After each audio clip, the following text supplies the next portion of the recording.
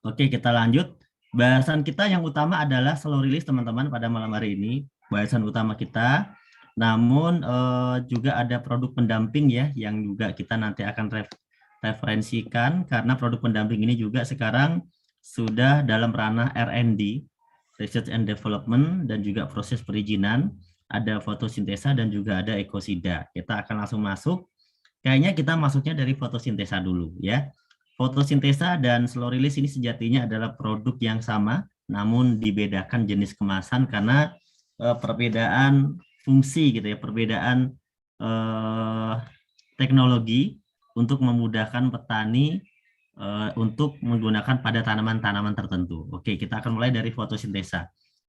Fotosintesa adalah pupuk ya, pupuk dengan teknologi tepat guna, di mana pupuk ini mengandung 36 unsur hara dan mineral di dalamnya mampu menciptakan proses fotosintesis yang dibutuhkan oleh tanaman, sudah dilengkapi dengan humid acid sebagai pembenah tanah dan hormon GA3, gibberellin auxin-cytokinin, yang merupakan hormon pemicu pertumbuhan.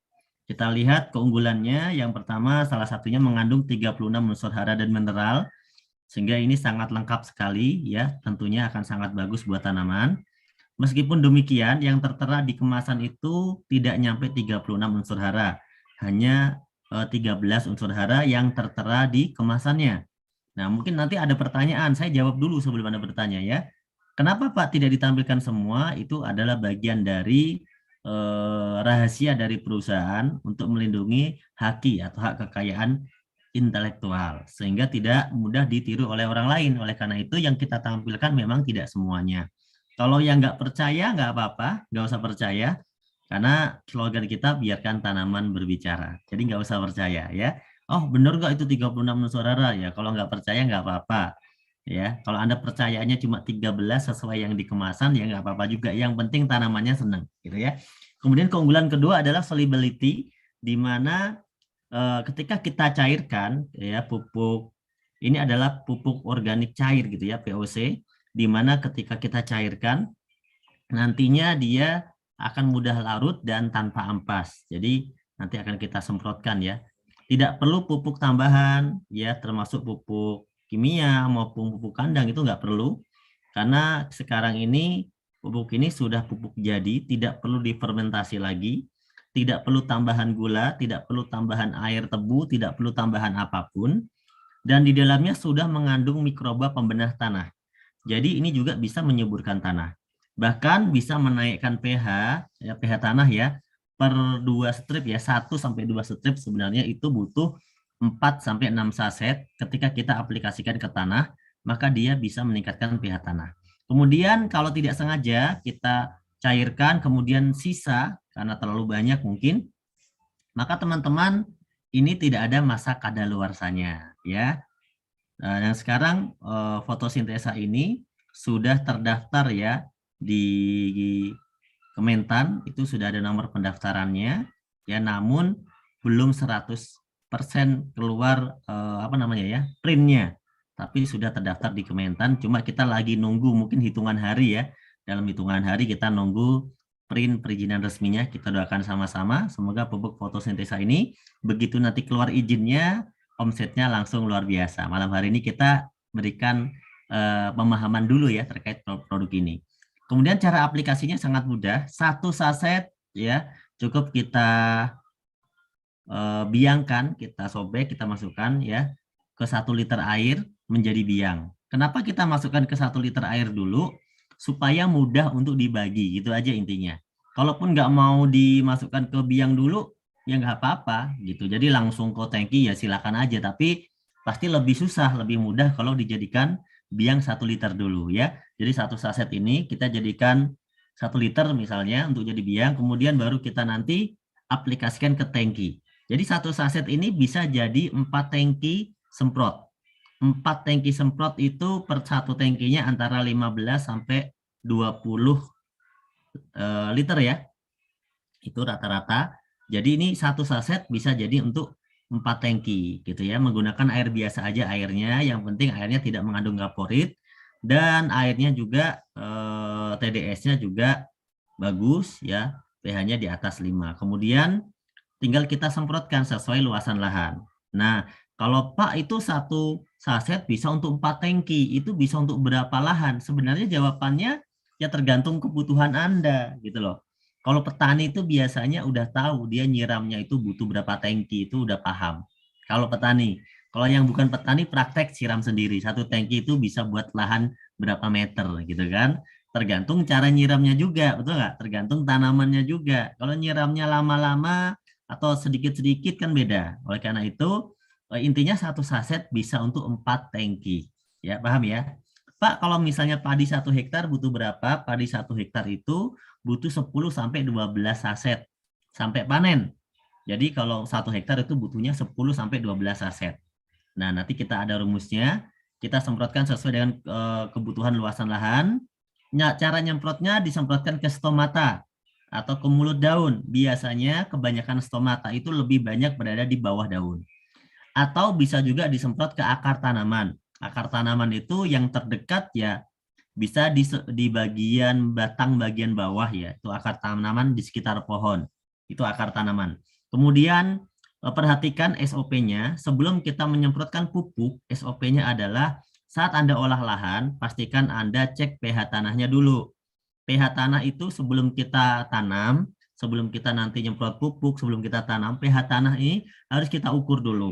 Dan standarnya pH tanah ini harus di atas 5 kalau pengen menyerap nutrisi. Kalau pH-nya di bawah 5, maka dia tidak bisa menyerap nutrisi. Oleh karena itu, olah lahan, naikkan pH-nya, baru kita tanam, baru kita mupuk begitu, ya. Jadi pH tanah kita naikkan dulu. Kalau yang pH tanahnya sudah bagus, Pak, bagaimana? Kalau yang pH tanahnya udah bagus ya, langsung kita semprotkan ke tanamannya saja. Kita nggak perlu nyemprot tanah untuk menaikkan pH tanah, karena tanahnya sudah kondisinya sudah lumayan bagus gitu kan. Kemudian kalau misalnya kita mau menaikkan pH tanah butuh berapa saset? 4 sampai dengan 6 saset dalam luasan kurang lebih 1 hektar, ya. Kemudian itu menaikkan 1 sampai 2 strip pH saja ya. Menaikkannya 1 sampai 2 strip. Kalau alternatif yang lain kalau Anda ingin menaikkan pH yaitu dengan kapur dolomit. Kemudian itu aja simple. Nah, ini cara pemupukannya. Yang pertama cek pH tanahnya. Target pH-nya yang diutamakan tuh 6 sampai 7, itu yang paling bagus ya. Kemudian kita cairkan pupuknya, 1 saset tadi bisa untuk 4 tangki. Kalau misalnya 1 hektar, itu ada kolom tabel 1 hektar ya. Penyiramannya rata-rata kalau tanaman-tanaman seperti padi atau tanaman-tanaman holti gitu ya. Tanaman-tanaman yang memang umurnya di antara kisaran 120 hari gitu kan. Itu kita penyiramannya di sini kurang lebih 4 kali penyiraman. Bisa sampai 5 kali, tetap masih bisa. Tapi 4 sampai 5 kali ya. Di sini saya tabelnya menggunakan tabel 4 kali penyiraman. Penyiraman pertama yaitu saat keluar tunas antara hari pertama sampai hari ke-7. Penyiraman pertama. Kemudian penyiraman yang kedua adalah 15 hari. 15 hari setelah penyiraman yang pertama. Kemudian penyiraman ketiga, ya, kemudian umur 30, penyiraman keempatnya umur 45. Jadi kalau anggap saja hari pertama nyiram, berarti hari ke-15, hari ke-30, hari ke-45. 4 kali kita menyiram padinya, gitu ya, menyemprot atau nyiram padinya. Kemudian berapa saset, Pak? Pas siraman pertama kita gunakan 4 saset. 4 saset ya, per 1 saset kan bisa jadi 4 tangki. Jadi kalau 4 saset itu bisa jadi kurang lebih 16 tangki. 4 saset, pas kedua kalinya hari ke-15 kita pakai cuma 2 saset. Hari ketiga kalinya kita pakai 2 saset lagi hari ke-30. Hari ke-45 bisa pakai 2, bisa pakai 4. Jadi kalau misalnya Anda pakai 2, berarti total yang Anda gunakan cuma 10 saset. Tapi kalau Anda mau pakai 4, berarti yang Anda gunakan bisa totalnya 12. Pas ya, satu paket ya. Satu paket kalau di PT BIS kan 12 saset ya. 12 saset fotosintesa. Nah, boleh nggak Pak lebih? Misalnya saya pakai 4, 4, 4 semua, boleh. Jadi pertama 4, kedua 4, ketiga 4, keempat 4 gitu ya. Jadi totalnya 16. Itu boleh ya. Ini untuk fotosintesa. Kemudian kemudian kita masuk ke slow release. Slow release ini sama dengan fotosintesa, manfaatnya juga sama, intinya buat meningkatkan kesuburan tanah, kemudian biar tanamannya makin bagus gitu kan. biar panennya juga makin bagus hasilnya, ya, terpenuhi nutrisinya. Perbedaannya adalah Pilosollorilis ini dispesialisasikan untuk tanaman batang keras seperti misalnya sawit, kemudian durian, kemudian apa rambutan, kemudian apa lagi mangga, kemudian dan pohon-pohon yang lain. Intinya pohon-pohonan ya, tanaman batang keras. Nah, ini nanti menggunakan Pilosollorilis ya. Pilosollorilis ini sama dengan fotosintesa, dia pupuk majemuk ya, diprioritaskan untuk tanaman batang keras. Kemudian, nah kelebihannya apa lagi? Kelebihannya sangat cocok untuk kita gunakan di wilayah-wilayah yang agak sulit dengan ketersediaan air. Maksudnya sulit gimana? Karena contoh Anda punya perkebunan yang luasnya ribuan hektar. Kalau kita harus nyiram dengan air yang begitu banyak, ya mungkin agak kerepotan. Bukan nggak ada air, tapi agak kerepotan. Oleh karena itu dengan adanya Pilosollorilis, ini cara aplikasinya cukup mudah. Cukup kita satu saset Pilosollorilis, ini kita lobangin pakai pisau bisa, pakai paku bisa, pokoknya dilobangin acak, kita tanam di sebelah pohon, kurang lebih jarak 1 jengkal lah di sebelah pohon, tanam secukupnya, ya tidak harus dalam, ya secukupnya, yang penting ketutup aja, tanam secukupnya. Nah, itu aja caranya, satu pohon satu saset, gitu ya, simpel nggak? Dan ini bisa buat nutrisi cadangan makanan selama 3 bulan. Itu teman-teman ya, kurang lebih seperti itu penjelasan dasarnya. Selanjutnya teman-teman, kita akan langsung mulai ke tanya jawab. Sebelum masuk ke tanya jawab, saya akan langsung sapa guru saya, yaitu Pak Raden. Assalamualaikum Pak Raden. Waalaikumsalam, sebentar. Oke, Cap, sebentar, Cap. Oke, ditunggu Pak Raden. Oke teman-teman, Pak Raden sudah hadir bersama kami ya. Suaranya kenceng apa kecil ya? Kenceng lah suaranya lah. Masa kecil? Oh kenceng tuh, kata Pak Riwan kenceng. Kalau yang kecil dikencengin. Yang kecil caranya volumenya dimaksimalkan Pak. Dimaksimalkan volumenya. Memang kalau Zoom itu harus dimaksimalkan ya. Kalau Anda nggak pakai headset. Nah, yaudah sesuai sinyal masing-masing berarti ya. Ada yang kenceng, ada yang kecil ya, sesuai sinyal masing-masing. Oke, teman-teman. Oke, saya akan mulai membaca pertanyaan-pertanyaan ya. Nah, tapi sebelum pertanyaan kita nunggu Pak Raden dulu. Teman-teman jangan bertanya dulu lah ya. Karena nanti pertanyaannya nggak kebaca sama saya kalau belum udah bertanya, betul nggak? Jadi kita mulai dari yang paling bawah nanti ya. Jangan bertanya dulu. Kita tunggu penjelasan dari Pak Raden dulu biar lebih maksimal. Nanti Anda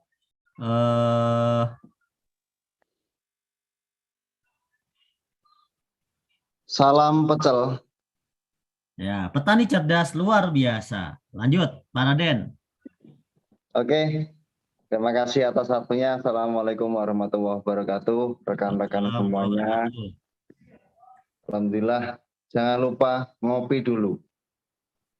Oh iya, saya belum ngopi nih. Kopi 3.000. Kopi komunitas petani idaman 3.000. Tinggalkan riba, bangkitkan usaha. Oke. Alhamdulillah. Rekan-rekan semuanya yang saya cintai, pada malam hari ini kita bisa bertemu lagi di forum yang luar biasa ini, dihadiri sebenarnya lebih dari 1.000 kan, dibatasi 1.000, mungkin saat ini dibatasi 1.000.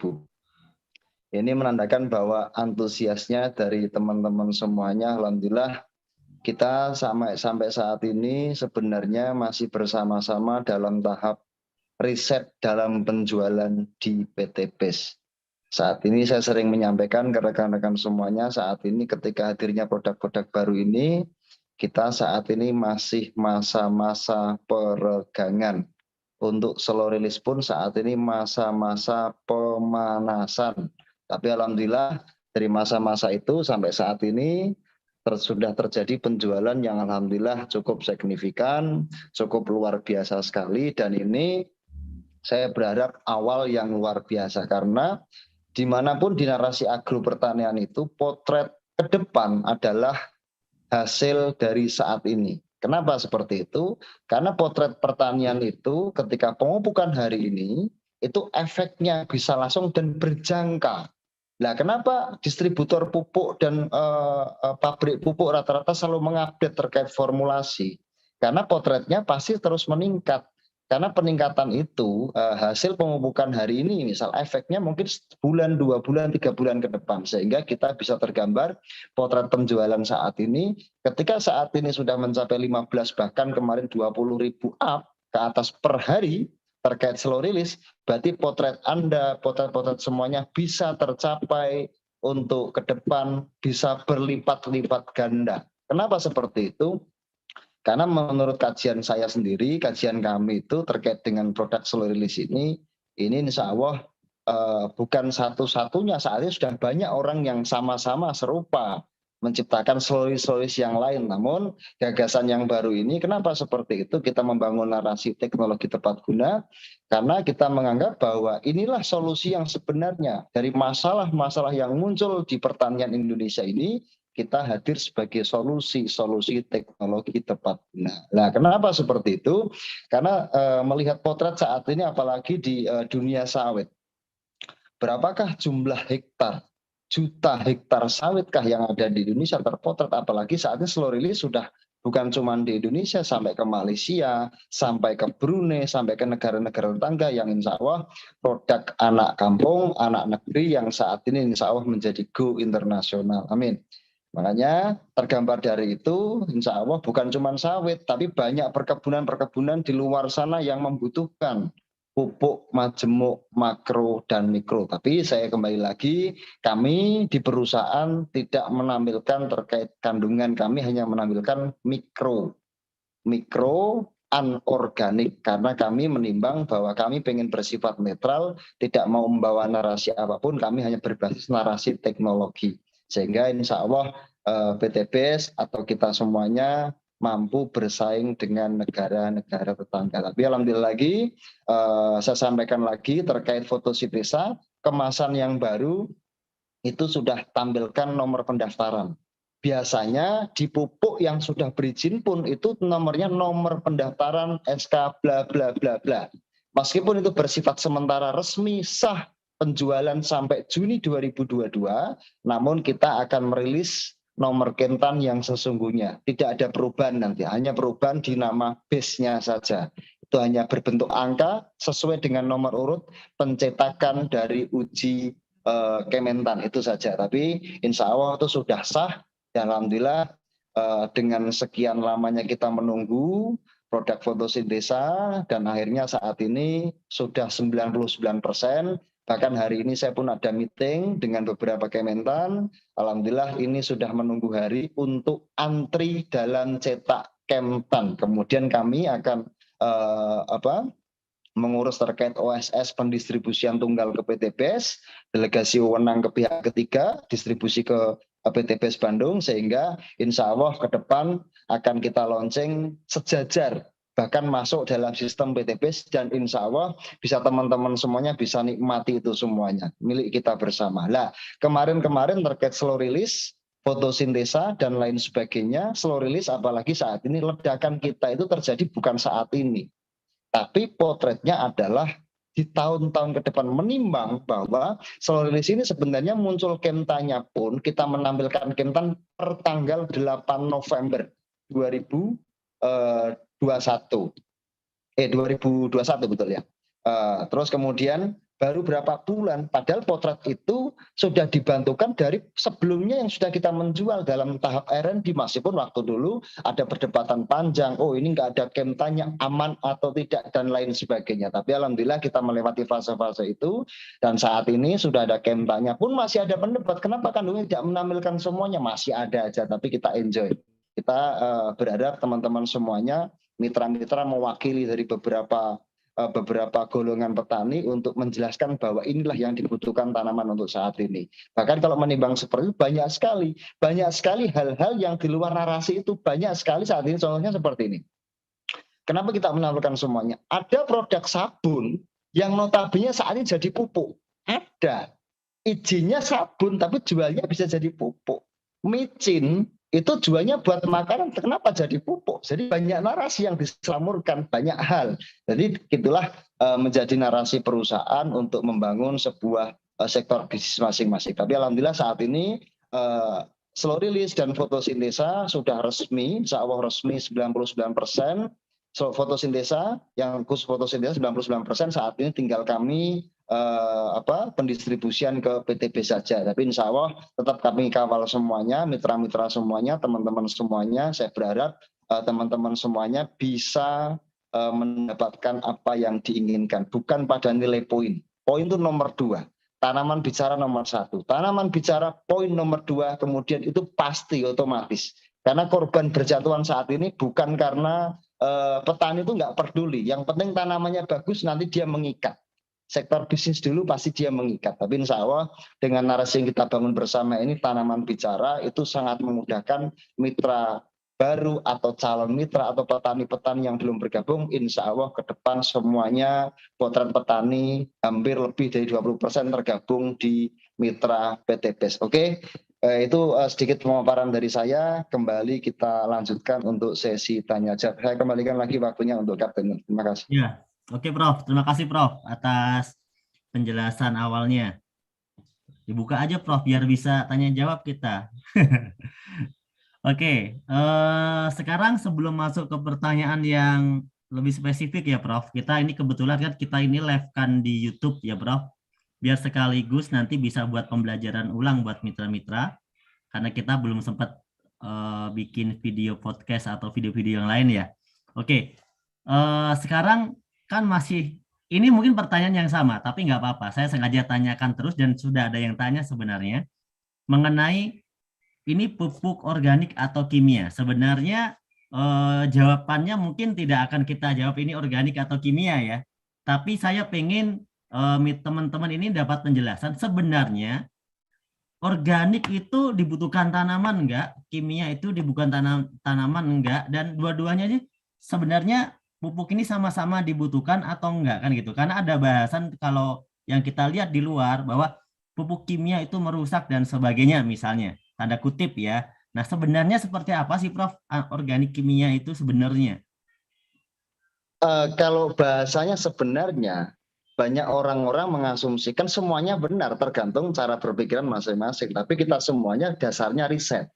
Riset itu membuktikan bahwa narasi yang terbangun dari sebuah ide pemikiran menjadi sektorial dan nyata. Dan kami insya Allah sudah meriset itu. Jadi gini, saya tidak pernah menyalahkan orang yang membawa narasi kimia dan organik. Tidak ada yang salah. Semuanya benar. Tapi saat ini kami punya gagasan tersendiri terkait ini. Makanya ketika orang membawa narasi organik, banyak gini, kita menimbang seperti gini. Di daerah-daerah tertentu, orang sudah nggak mau menggunakan pupuk organik. Kenapa? Karena waktu itu ada narasi yang terbangun, bentuknya seperti ini. Ayo kita menggunakan pupuk organik, kita menggunakan pupuk kandang. Nyatanya ketika semuanya saat ini ada acuan waktu itu, saya masih ingat banget, tanam bawang dalam 1 hektar menggunakan 20 ton pupuk kandang. Padahal tempat kami itu harga pupuk kandang per kilo 1.000. Artinya 20 juta hanya dibuang ke tanah. Menurut saya kurang tepat guna, menurut saya gitu. Tapi saat ini ternyata kemudian hari muncul penyakit namanya fusarium. Kenapa? Saya tidak pernah membenci namanya pupuk kandang. Apabila tidak tahu caranya, kembali lagi cara, berarti hanya tidak mengetahui petani ini. Banyak narasi yang terbangun seperti itu. Padahal pupuk yang tidak difermentasi dengan benar, pupuk kandang itu mengandung zat-zat yang tidak dibutuhkan tanaman, justru merugikan tanaman. Ada yang diuntungkan, ada yang dirugikan, tapi mudorotnya menurut saya lebih banyak. Kenapa? Karena tidak tahu difermentasi, munculnya fusarium terbanyak dari pupuk kandang yang tidak difermentasi, menimbang bahwa pupuk kandang ada 2 narasi. Yang pertama virus atau badan bakteri. Virus bisa diubah jadi Yakult sehingga dibutuhkan tanaman. Lah, bakteri munculnya fusarium seperti Ganoderma, turunan dari jamur fungi itu banyak sekali. Makanya saat ini itu kenapa kami punya alasan kami bukan membenci pupuk organik, tidak. Kami semua dari bahan-bahan organik. Terus itu sudut pandang bahwa saat ini kita harus membangun narasi di mana kita membenahi tanah kita. Masalahnya harus tahu dulu kita. Masalah di Indonesia kita tahu. Masalah di Indonesia tanah kita itu rusak, betul-betul rusak. Saya pun menyadari itu. Tanah kita benar-benar rusak karena berkoloni.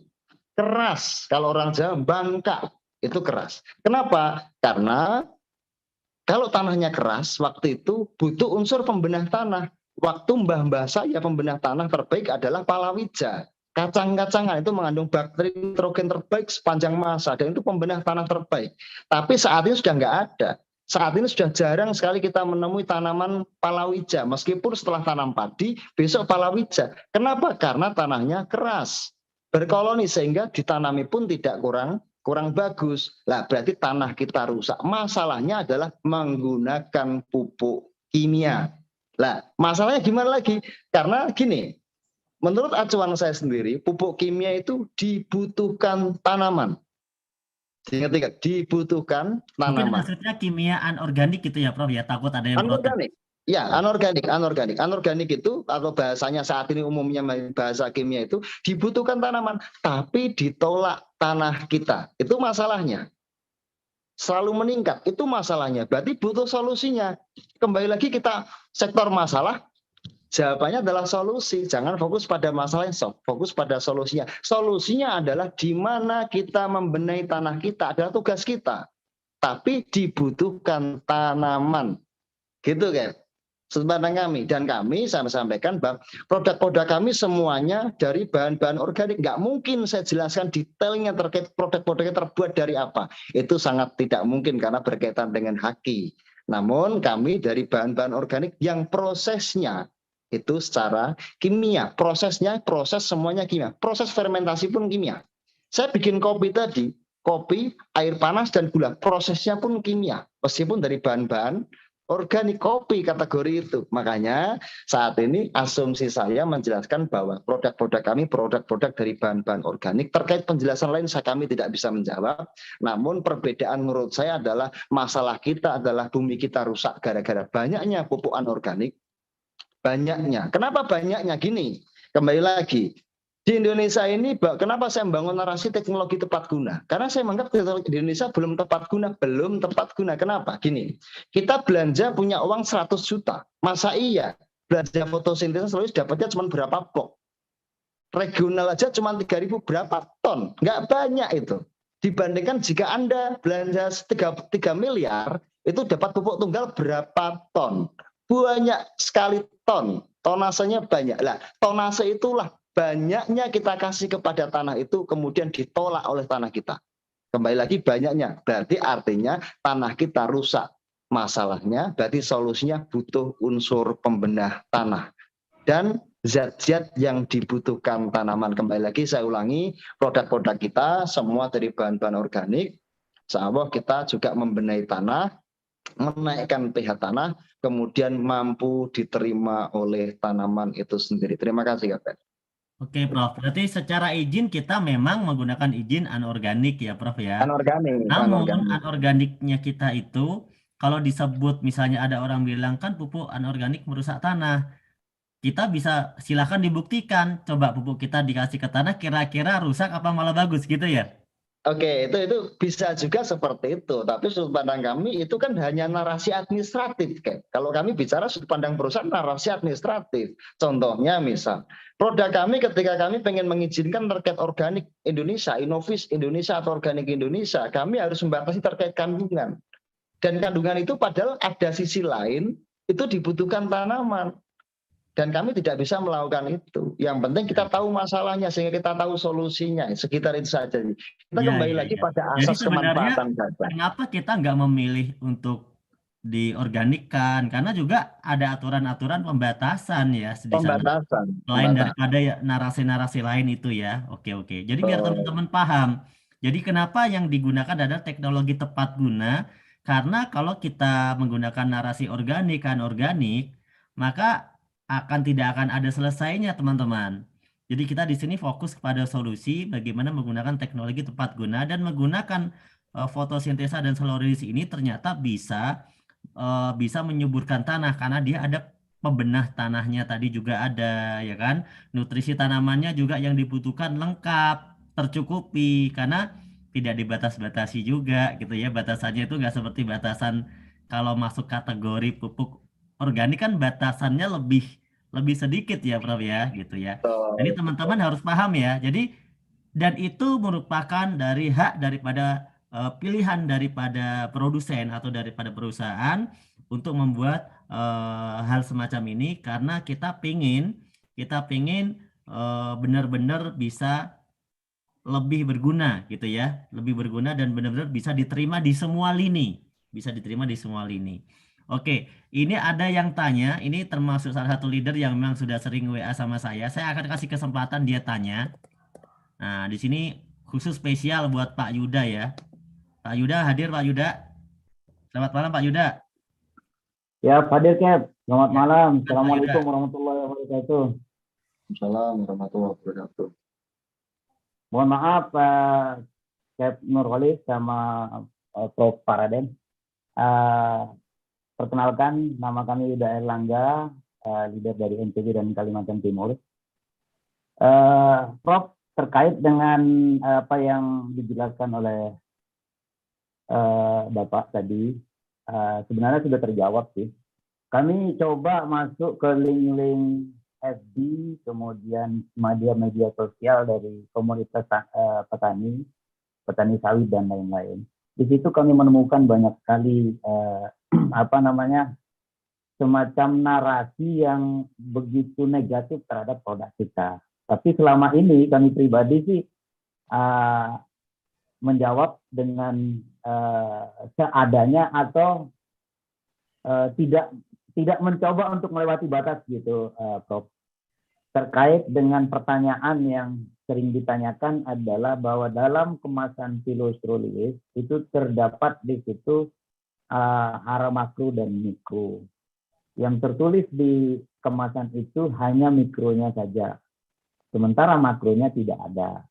Nah, selalu mereka bawa narasi jahatnya dengan menanyakan tentang makro. Padahal kami sudah sampaikan, pernah juga dijelaskan oleh Captain Nurholis, bahwa untuk makronya itu berkaitan dengan hak intelektual. Nah, tapi tetap saja kita di ini. Nah, terkait dengan hal itu, Prof, banyak sekali mitra-mitra PTBS juga yang berada di grup-grup FB itu, narasinya justru berlebihan sehingga menimbulkan kekonyolan bagi kita semua. Bahkan jadi bulian di grup-grup yang ada. Bukan hanya satu grup yang ada di FB maupun di media sosial lainnya. Sehingga penting sekali mungkin ini, Prof, bisa dilakukan semacam kuliah umum secara keliling. Mungkin dari ujung barat sampai ujung timur oleh para formulator, baik oleh Prof, terutama ini di Kalimantan Timur itu pilostrulis ini peluangnya luar biasa besar, tetapi kalau dilihat dari potensi ancaman dari akibat dari perang dagang gitu ya, kalau kita bisa bilang perang dagang, ini narasinya luar biasa, playing victimnya mengguncang psikologi para mitra yang ada di bawah. Jika proses sosialisasi atau kuliah umumnya hanya mengandalkan Zoom, secara psikologis kami perhatikan banyak sekali mitra ketika membuka Zoom, setelah itu ada kesibukan lain, ada anaknya menangis, ada keluarga atau istrinya atau suaminya yang memanggil, sehingga tidak begitu fokus mendengarkan pembekalan yang diberikan oleh Prof kepada para mitra. Karena ujung tombak dari proses perdagangan dari produk-produk unggulan yang kita punya adalah kami para mitra yang ada di lapangan. Ujian-ujian yang kami terima luar biasa, Prof. Kami kan bukan profesor nih. Sementara profesornya ada di pusat, kami ini langsung berhadapan sama orang yang ingin perang sama kami. Nah, itulah istilah pertempurannya itu, Prof. Sehingga kami juga kemarin minta bantuan ke Captain Nur untuk NTB dan Kaltim, karena antusias para mitra. Mungkin di sini mitra-mitra saya juga banyak yang membuka Zoom. Memohon kesediaan secara pribadi, ini memohon kesediaan dari Prof Pak Raden untuk mengisi kuliah umumnya di NTB tanggal 19 Februari. Itu permohonan kami kepada Profesor secara khusus. Semoga ini bisa mengatasi ketidakpercayaan diri dari para mitra menghadapi tekanan-tekanan dari para kompetitor. Demikian, Prof, pertanyaan sekaligus permohonan kami dari NTB dan Kalimantan Timur. Assalamualaikum warahmatullahi wabarakatuh. Waalaikumsalam warahmatullahi wabarakatuh. Ini menarik juga ini. Menarik juga, ujung-ujungnya saya suruh seminar lagi. Jadi gini. Udah berapa kali Pak Raden? Udah berapa kali tur kemarin ya Pak Raden? Ada lebih dari 100 tur saya seluruh Indonesia sebenarnya. Tapi kalau menimbang saat ini antusiasnya. Jadi saya sebenarnya kemarin di tahun 2021 lebih dari 100 seminar di seluruh Indonesia, Sabang Merauke, dari mulai Palu dan lain sekitarnya, sampai ujung ke mana, ke Medan, sampai ke timur, sampai kemana-mana. Nah, Yuda sebenarnya terlambat pas minta, pas sudah mau libur ya Prof. Saya ini izin libur, izin sementara, sebulan 2 bulan terakhir ini izin ngopi di rumah. Karena kemarin saya banyak keliling, pulang-pulang di rumah dipanggil Pak D oleh anak saya, tak lupa kan Pak. Gitu. Oke. Tanggal 19 Februari, Prof.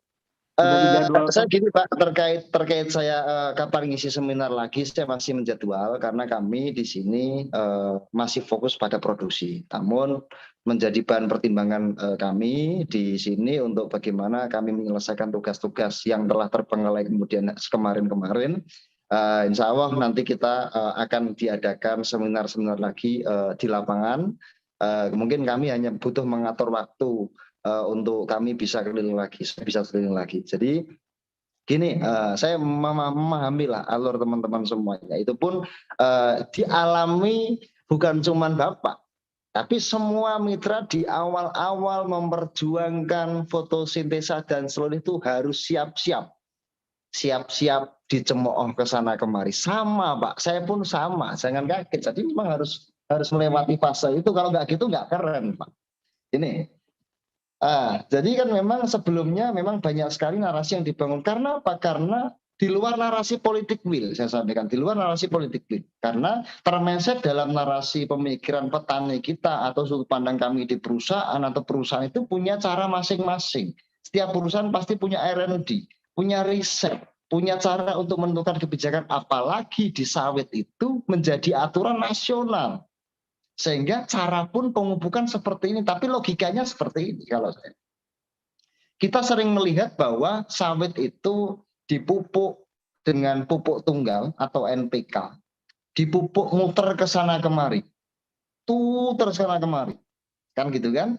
Tapi nyatanya gulmanya, subur tanamannya tidak berkembang dengan baik. Pertanyaannya gini, pupuk ketika kita taburkan ke sana kemari, pupuk interval kenapa 15 hari? Sering saya sampaikan. Karena pupuk itu menguap selama 15 hari. Ditangkap dan tidak tergantung pada pH tanah. Gitu. Nah, pH tanah itu harus di atas 5-7. Di bawah 5 tanaman tidak mampu menangkap nutrisi. Berarti butuh formulasi di mana menaikkan pH dulu baru tanaman makan nutrisinya. Logikanya seperti ini. Kita ada kopi, ada makanan enak di sekitaran kita, tapi kita di tempat pembuangan sampah muntah Pak. Gak nyaman kita. Tanaman butuh tempat nyaman untuk menangkap. Seperlunya dia, seperti itu. Dan itu memang peluang dari kita semuanya, itu justru peluang, tantangan bagi saya. Karena memang kenapa ledakan saat ini sekian banyak. Kalau melihat jumlah penjualan per bulan di kami, saat ini lebih dari 70.000 hektar sawit yang sudah menggunakan seluruh tersebar seluruh Indonesia. Menurut data, karena jumlah PV-nya jelas. Dalam satu box isinya 12 PV, 120 saset. Kali berapakah banyak jumlah yang terjual? Berarti sudah berapakah dibagi 140 batang pokok? Ada yang 120 batang pokok. Berarti sudah banyak sekali yang sudah menggunakan. Lebih dari 70.000 hektar. Artinya dan itu terus meningkat Pak. Grafik terus meningkat. Artinya pun itu pun orang-orang saya yakin tidak semudah itu menjual itu, sama seperti awal-awal pasti dicemooh ke sana kemari karena tidak percaya. Itulah bentuk gagasan baru kita memperkenalkan produk dan itu sah-sah saja. Makanya sering saya sampaikan bahwa ketika kita menggunakan narasi yang kita bangun, kalau saya menggunakan narasi nggak perlu mulu-mulu Pak. Kalau saya nggak suka dengan narasi ya sudahlah. Saya ada cerita ini hanya sekedar cerita. Waktu itu saya mengenalkan produk-produk itu sudah berapa tahun silam, berapa tahun yang lalu itu saya bahasanya tak seperti ini, Pak ini ada produk nggak masuk akal, saya sendiri nggak percaya meskipun itu buatan saya. Tak coba waktu itu produk ini nggak masuk akal, katanya tanaman yang tidak berbuah nanti lama-lama nggak lama berbuah lagi Pak. termasuk sawit. Masa saya pun nggak percaya, ayo kita buktikan bersama. Itu narasi yang tak bangun waktu itu. Kemudian kita buktikan bersama, ternyata betul real, 3 bulan, 4 bulan, berapa itu sudah berubah menjadi berbuah dan sangat bagus sekali. Kemudian bertanya-tanya orang tersebut. Saya nggak menyebut perusahaannya apa, cuma bertanya, nah, sekarang saya menjadi teman join. Dulu teman join. Jadi bertanya, itu pupuk apa? Kok bisa, saya nggak masuk akal, barangnya sekian kecilnya, tapi bisa membuat efek seperti ini. Jadi saya narasinya bahwa nggak tahu itu pupuk tipu-tipu. Nyatanya kita datang aja sudah ketipu kan gitu kan, dengan sudah berbuah banyak. Jadi kita yang penting satu, Pak. Makanya saat ini bisnis adalah trust. Trust adalah bisnis kepercayaan. Bagaimana kita membangun kepercayaan itu dengan narasi yang kita bangun adalah biarkan tanaman bicara. Kalau kita ngomong, kita pasti nggak, kita PTBS nggak jualan kecap. PTBS tidak jualan suatu produk dengan membesar-besarkan, tidak. Saat ini narasi dibangun, biarkan tanaman bicara. Kalau ada bukti otentik terkait produk, hasilnya bagus, pasti bertanya-tanya. Karena tanaman itu jujur. Kemudian ngomong kepada petani sekitar, kemudian order kepada Anda. Itu prinsipnya. Jadi saya kira tantangan bagi kita semuanya memperkenalkan produk ini adalah, tapi ketika sudah mencoba saat ini, kenapa ledakan saat ini? Karena kemarin saya habis telepon-teleponan dengan beberapa teman yang di Muara Bungu. Pertama ditolak mati-matian, Pak. Tapi kemarin orderannya per sekali kirim itu minim sekali orderan ratusan juta tiap hari. Kenapa? Karena tolakan di awal itu tantangan bagi kita semuanya. Karena waktu itu mencoba 1 hektar, kemudian hasilnya tampak di order 10 hektar. Ada yang nyoba, dia punya kebun Pak, di Muara Bungu kan banyak sekali orang pribadi yang punya kebun luas. Kemudian dia punya 700 hektar, coba dulu 10 hektar, hasilnya bagus, 700 hektar dipupuk semuanya. Berarti narasi yang dibangun adalah bukti.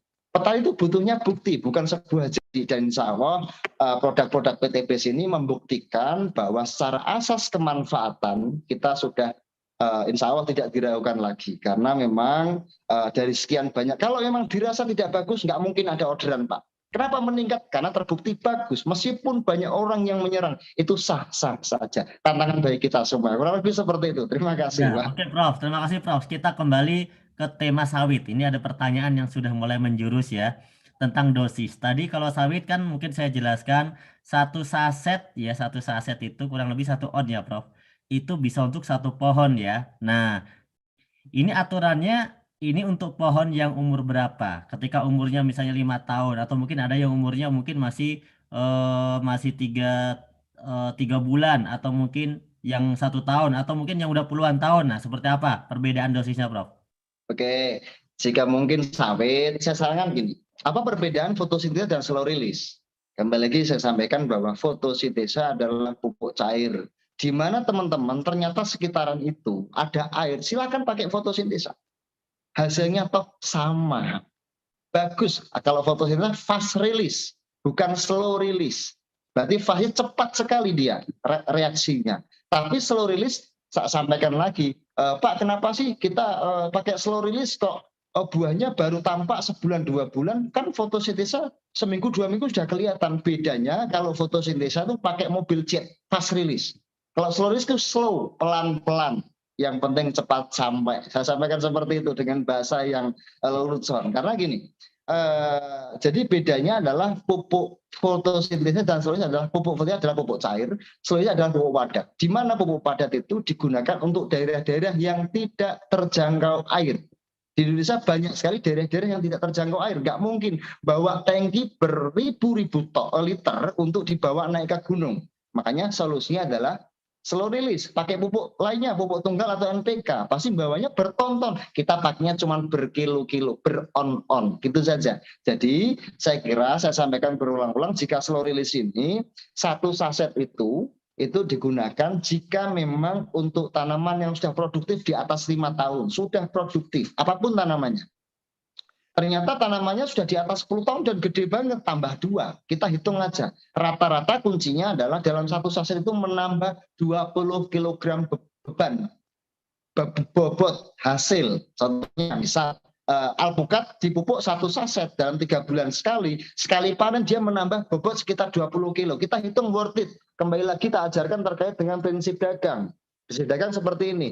Alpukat per kilo 25.000. Jika 10 kilo, hasilnya meningkat 20 kilo. Dalam satu set menambah 20 kilo, berarti tambah sekitar 500.000. 25 dikali 20, berapa itu? Sekitar 500.000. Investasi Anda itu kurang lebih 12.000 sampai 25.000. Misal harga HET, harga eceran tertinggi sekalipun. Berarti masih menghitung nilai worth it. Itu cara pakai menghitung terkait efisiensi. Nah, terus kemudian terkait dengan cara pakai, jika memang tanamannya masih kecil, cukup 1 cendok aja, atau menggunakan cukup 1 gayung kecil fotosintesa, atau disemprot, dikocor kira-kira 1 bulan sekali jika batang besar. Atau jika menggunakan sois, dibuka aja dikasih 1 sendok, itu cukup kurang lebih 1 bulan sampai 1,5 bulan sekali. Namun jika ditanam bersama kertasnya, kertasnya pun kita pakai paperweight. Paperweight itu kita berarti organik, ramah lingkungan, pecah semua larut dalam air tanpa kandungan plastik, tidak melukai bumi kita, sehingga kita pun tanam pun aman. Tapi jika tanamannya masih di bawah 5 tahun, belum tidak produktif, menggunakan cukup 1 sendok teh atau 1 sendok 1 sendok makan, itu aja. Jika mungkin menghitung efisiensi lagi, ternyata Pak, pupuknya kita terhitung menurut kami mahal, tapi kita gunakan pada karet. Kita hitung aja karet. Karet ada berapa dalam 1 hektar, misal 400 atau 600 batang pokok. Ya sudah, kasih 2 sendok saja. Tambahkan fotosintesa, 1 saset mata ini semprotkan yang dilukai. Itu aja. Menghitung efisiensi lagi. Oh, durian saya musangking, Pak. Kalau saya pupuk 1 gimana? Ya sudah kasih. Kalau 2 gimana? Ya sudah dihitung. Kalau Anda musangking panennya 10 biji, beratnya 3 kilo, 1 kilonya berapa? Berapa ratus ribu? Worth it enggak? Menghitungnya seperti itu. Jadi menghitung kita, apapun itu kita bangun ke petani adalah menghitung pada prinsip dagang, nilai keuntungan. Kurang lebih seperti itu, Kapten. Oke, Prof. Lanjut, ini tentang fotosintesa ya. Kalau dari Haji Khoir, fotosintesa, dia cerita ya bagaimana terkait pupuk fotosintesa disemprot untuk padi dan petani ini turun ke tanah itu repot. Sebentar ya, petani tapi kok repotan ini ya. Selama ini mereka pakai pupuk kimia cukup ditebar. Kebanyakan petani pakai pupuk kimia lebih mudah, cukup penyebar, tidak turun ke sawah. Nah, gimana penjelasannya? Oh, Kalau penjelasannya. penyebar pun kan turun ke sawah. Nggak mungkin sebarannya kemudian pakai pistol mungkin nggak turun ke sawah. Atau pakai ketapel mungkin nggak turun ke sawah. Tapi nyebar pun bukan turun ke sawah. Semprot Nyebar pun juga turun ke nyemplung ya, sawah. Prof ya? Nyemplung juga ya? Nyemplung juga. Saya juga punya sawah, Pak. Jadi kita paham. Cuman gini, Bingung kalau ini. saya simpel, kalau memang ternyata pakai pupuk kimia, itu lebih mudah. Pakai pupuk kimia aja. Nggak usah pakai fotosintesa. Sesimpel itu. Kalau dirasa tepat dan lebih irit, hasil pengen peningkatan bagus, dan membenahi tanah kita, pakai fotosintesa. Sesimpel itu jawaban saya. Gitu, Kak. Siap. Iya. Saya juga bingung ini ya. Oke. Atau mungkin pakai drone. Kalau di luar negeri pakai drone, tapi drone perlu diantisipasi jika padi mungkin oke, karena anginnya pun membolak-balik stomata, karena tanaman tuh makan dari stomata dari bawah ke atas. Nyemprot padi pun kan harus dibolak-balik gini spire-nya. Ya, kalau Soal drone seperti cuma dari itu. atas aja ya, dia nggak bisa bolak-balik. Ya, kenapa drone sampai saya dianggap kurang efektif? Karena itu, kecuali memang tanaman-tanaman yang mampu ketika kena hempasan angin drone, itu terbolak-balik stomatanya baru kena. Jika tidak, tetap kena mantel punggung. Berarti punggung dikasih kuah, tanamannya nggak makan, malah marah-marah gitu, Kapten.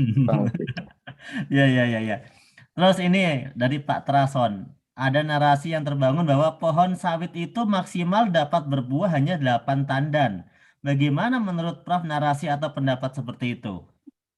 Gimana, Gap? Pohon sawit itu katanya ada narasi bahwa maksimal hanya 8 tandan berbuahnya. Dia tanya tentang sawit ini sebenarnya. Kalau itu boleh-boleh saja. Memang kebanyakan rata-rata 8 tandan. Tapi kuncinya berarti bukan seperti itu. Menurut saya, 1 pelepah itu membawai 1 buah. Terhitung berapa jumlah pelepahnya. Gitu. Nah, jika kuncinya sawit adalah ketika pelepahnya naik seperti ini, otomatis dia tidak mampu. Kenapa aktif naik? Karena tidak ada buahnya. Jika dia sudah mulai turun, berarti tandanya buahnya muncul. Jadi intinya kuncinya adalah 1 pelepah membawai 1 buah. Kalau pelepahnya 10, berarti 10 buah. Tergantung kecukupan nutrisi yang kita kasih. Karena masalahnya adalah ketika kita pemupukan yang tidak tepat, kita makan orang 10, makannya cuma 5. Otomatis yang 5 nggak makan. Yang 5 gendut, yang lainnya kecil, itu masalahnya. Jadi cara kita memberi kurang makan. ya, nutrisinya nggak cukup itu ya, Prof? Nggak cukup. Mencukupi yang kita kasih kepada tanaman. Kita memberi jika keadaan terpaksa, tapi yang dibutuhkan. Beramal kan bagi orang yang membutuhkan. Kan gitu. Sama teorinya, kita memberi kepada yang dibutuhkan tanaman. Tidak melebih-lebihkan, mubazir. Tapi kurang pun kasihan, berebut nanti, kan seperti itu Kapten, kira-kira. Oke, terima kasih Prof. Dari Pak Nurdin ini bertanya, apakah betul slow release nggak cocok buat tanah dengan asam yang tinggi? Wah, pertanyaannya gitu. Nggak cocok buat tanah yang kandungan asamnya tinggi. Boleh, berasumsikan boleh. Namun sering saya sampaikan bahwa saat ini pun saya masih ada beberapa mengawal terkait pertanian di Kalimantan, di Riau, yang lahan gambut, lahan asam itu pun sudah kita benih. Karena kami punya teori bahwa tanaman tidak makan tanah. Tanaman butuhnya nutrisi yang tercukupi. Kebanyakan air nggak bagus. Cukup. Kan gitu kan? Drop itu pH tanahnya. Kenapa asam tinggi nggak bagus? Karena asam tinggi berarti pH-nya drop. Ketika pH-nya drop, tanaman tidak mampu menangkap itu. Yang harus dilakukan adalah membenahi tanahnya, pH-nya naik, baru kita memberi makan. Nah, slow release itu membenahi tanah dan juga memberi makan. Prosesnya membenahi tanah dulu, baru memberi makan. Saya kira itu gagasan yang kami kurang setuju. Tapi kalau emang kurang percaya, jangan dicoba. Seperti itu, Kapten. Oke. Ya. Sebenarnya semua tanaman butuh pH yang bagus ya, Prof ya. Untuk menangkap nutrisinya. Betul. Untuk menangkap nutrisi. Jadi kalau misalnya tadi ada kalimat misalnya nggak cocok buat yang asam, ya sebenarnya bukan cuma pupuk slow release gitu ya. Ya semuanya juga pH-nya nggak boleh yang asam, tapi harus yang normal. Oke, tanah asam, tanah gambut, tanah mineral pasti berbeda. Tanah mineral pasti, kadar mineral kelebihan, berarti harus bagaimana kita caranya, gitu. Nah, kalau tanah asam berarti tanahnya asam, pH-nya drop, tidak mampu menangkap nutrisi jika kita kasih makan, itu masalahnya. Berarti solusinya kita beri supaya menaikkan pH dan ditangkap oleh akar, sehingga memperbaiki fungsi akar, batang, serta daun. Kurang lebih seperti itu, Kapten. Oke, menarik Prof tentang tanah ini buat tambahan ilmu nih buat saya juga. Tentang tanah apa tadi? Tanah asam, tanah gambut, tanah macam-macam. Itu penanganannya kalau dari segi ilmu di pertanian seperti apa sih umumnya Prof? Coba ini buat gambaran ya. Mungkin bisa saja di luar pupuk ya. Coba.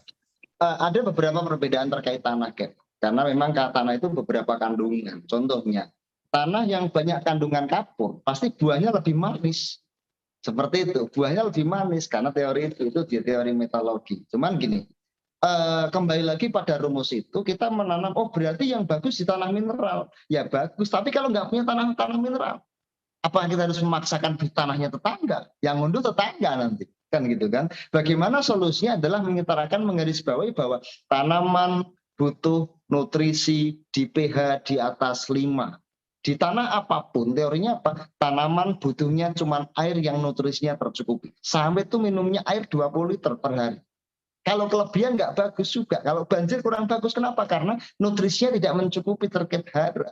Nah, masalahnya berarti di tanah gambut, di tanah asam, di tanah mineral itu apapun, kalau tidak ada nutrisi yang cukup untuk tanaman itu, otomatis tanaman kurang berkembang dengan baik. Karena bagaimana kita memberi itu bukan hanya memberi, contohnya seperti ini.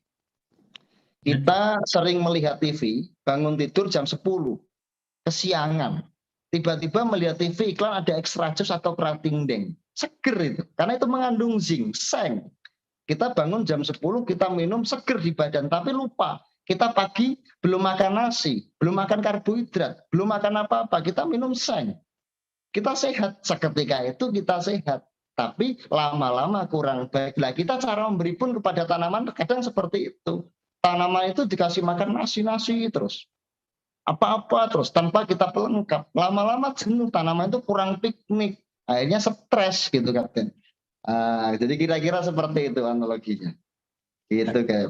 Jadi yang paling gampang biar nggak bingung, intinya pH-nya harus di atas 5 yang bagus gitu aja ya. Di atas 5.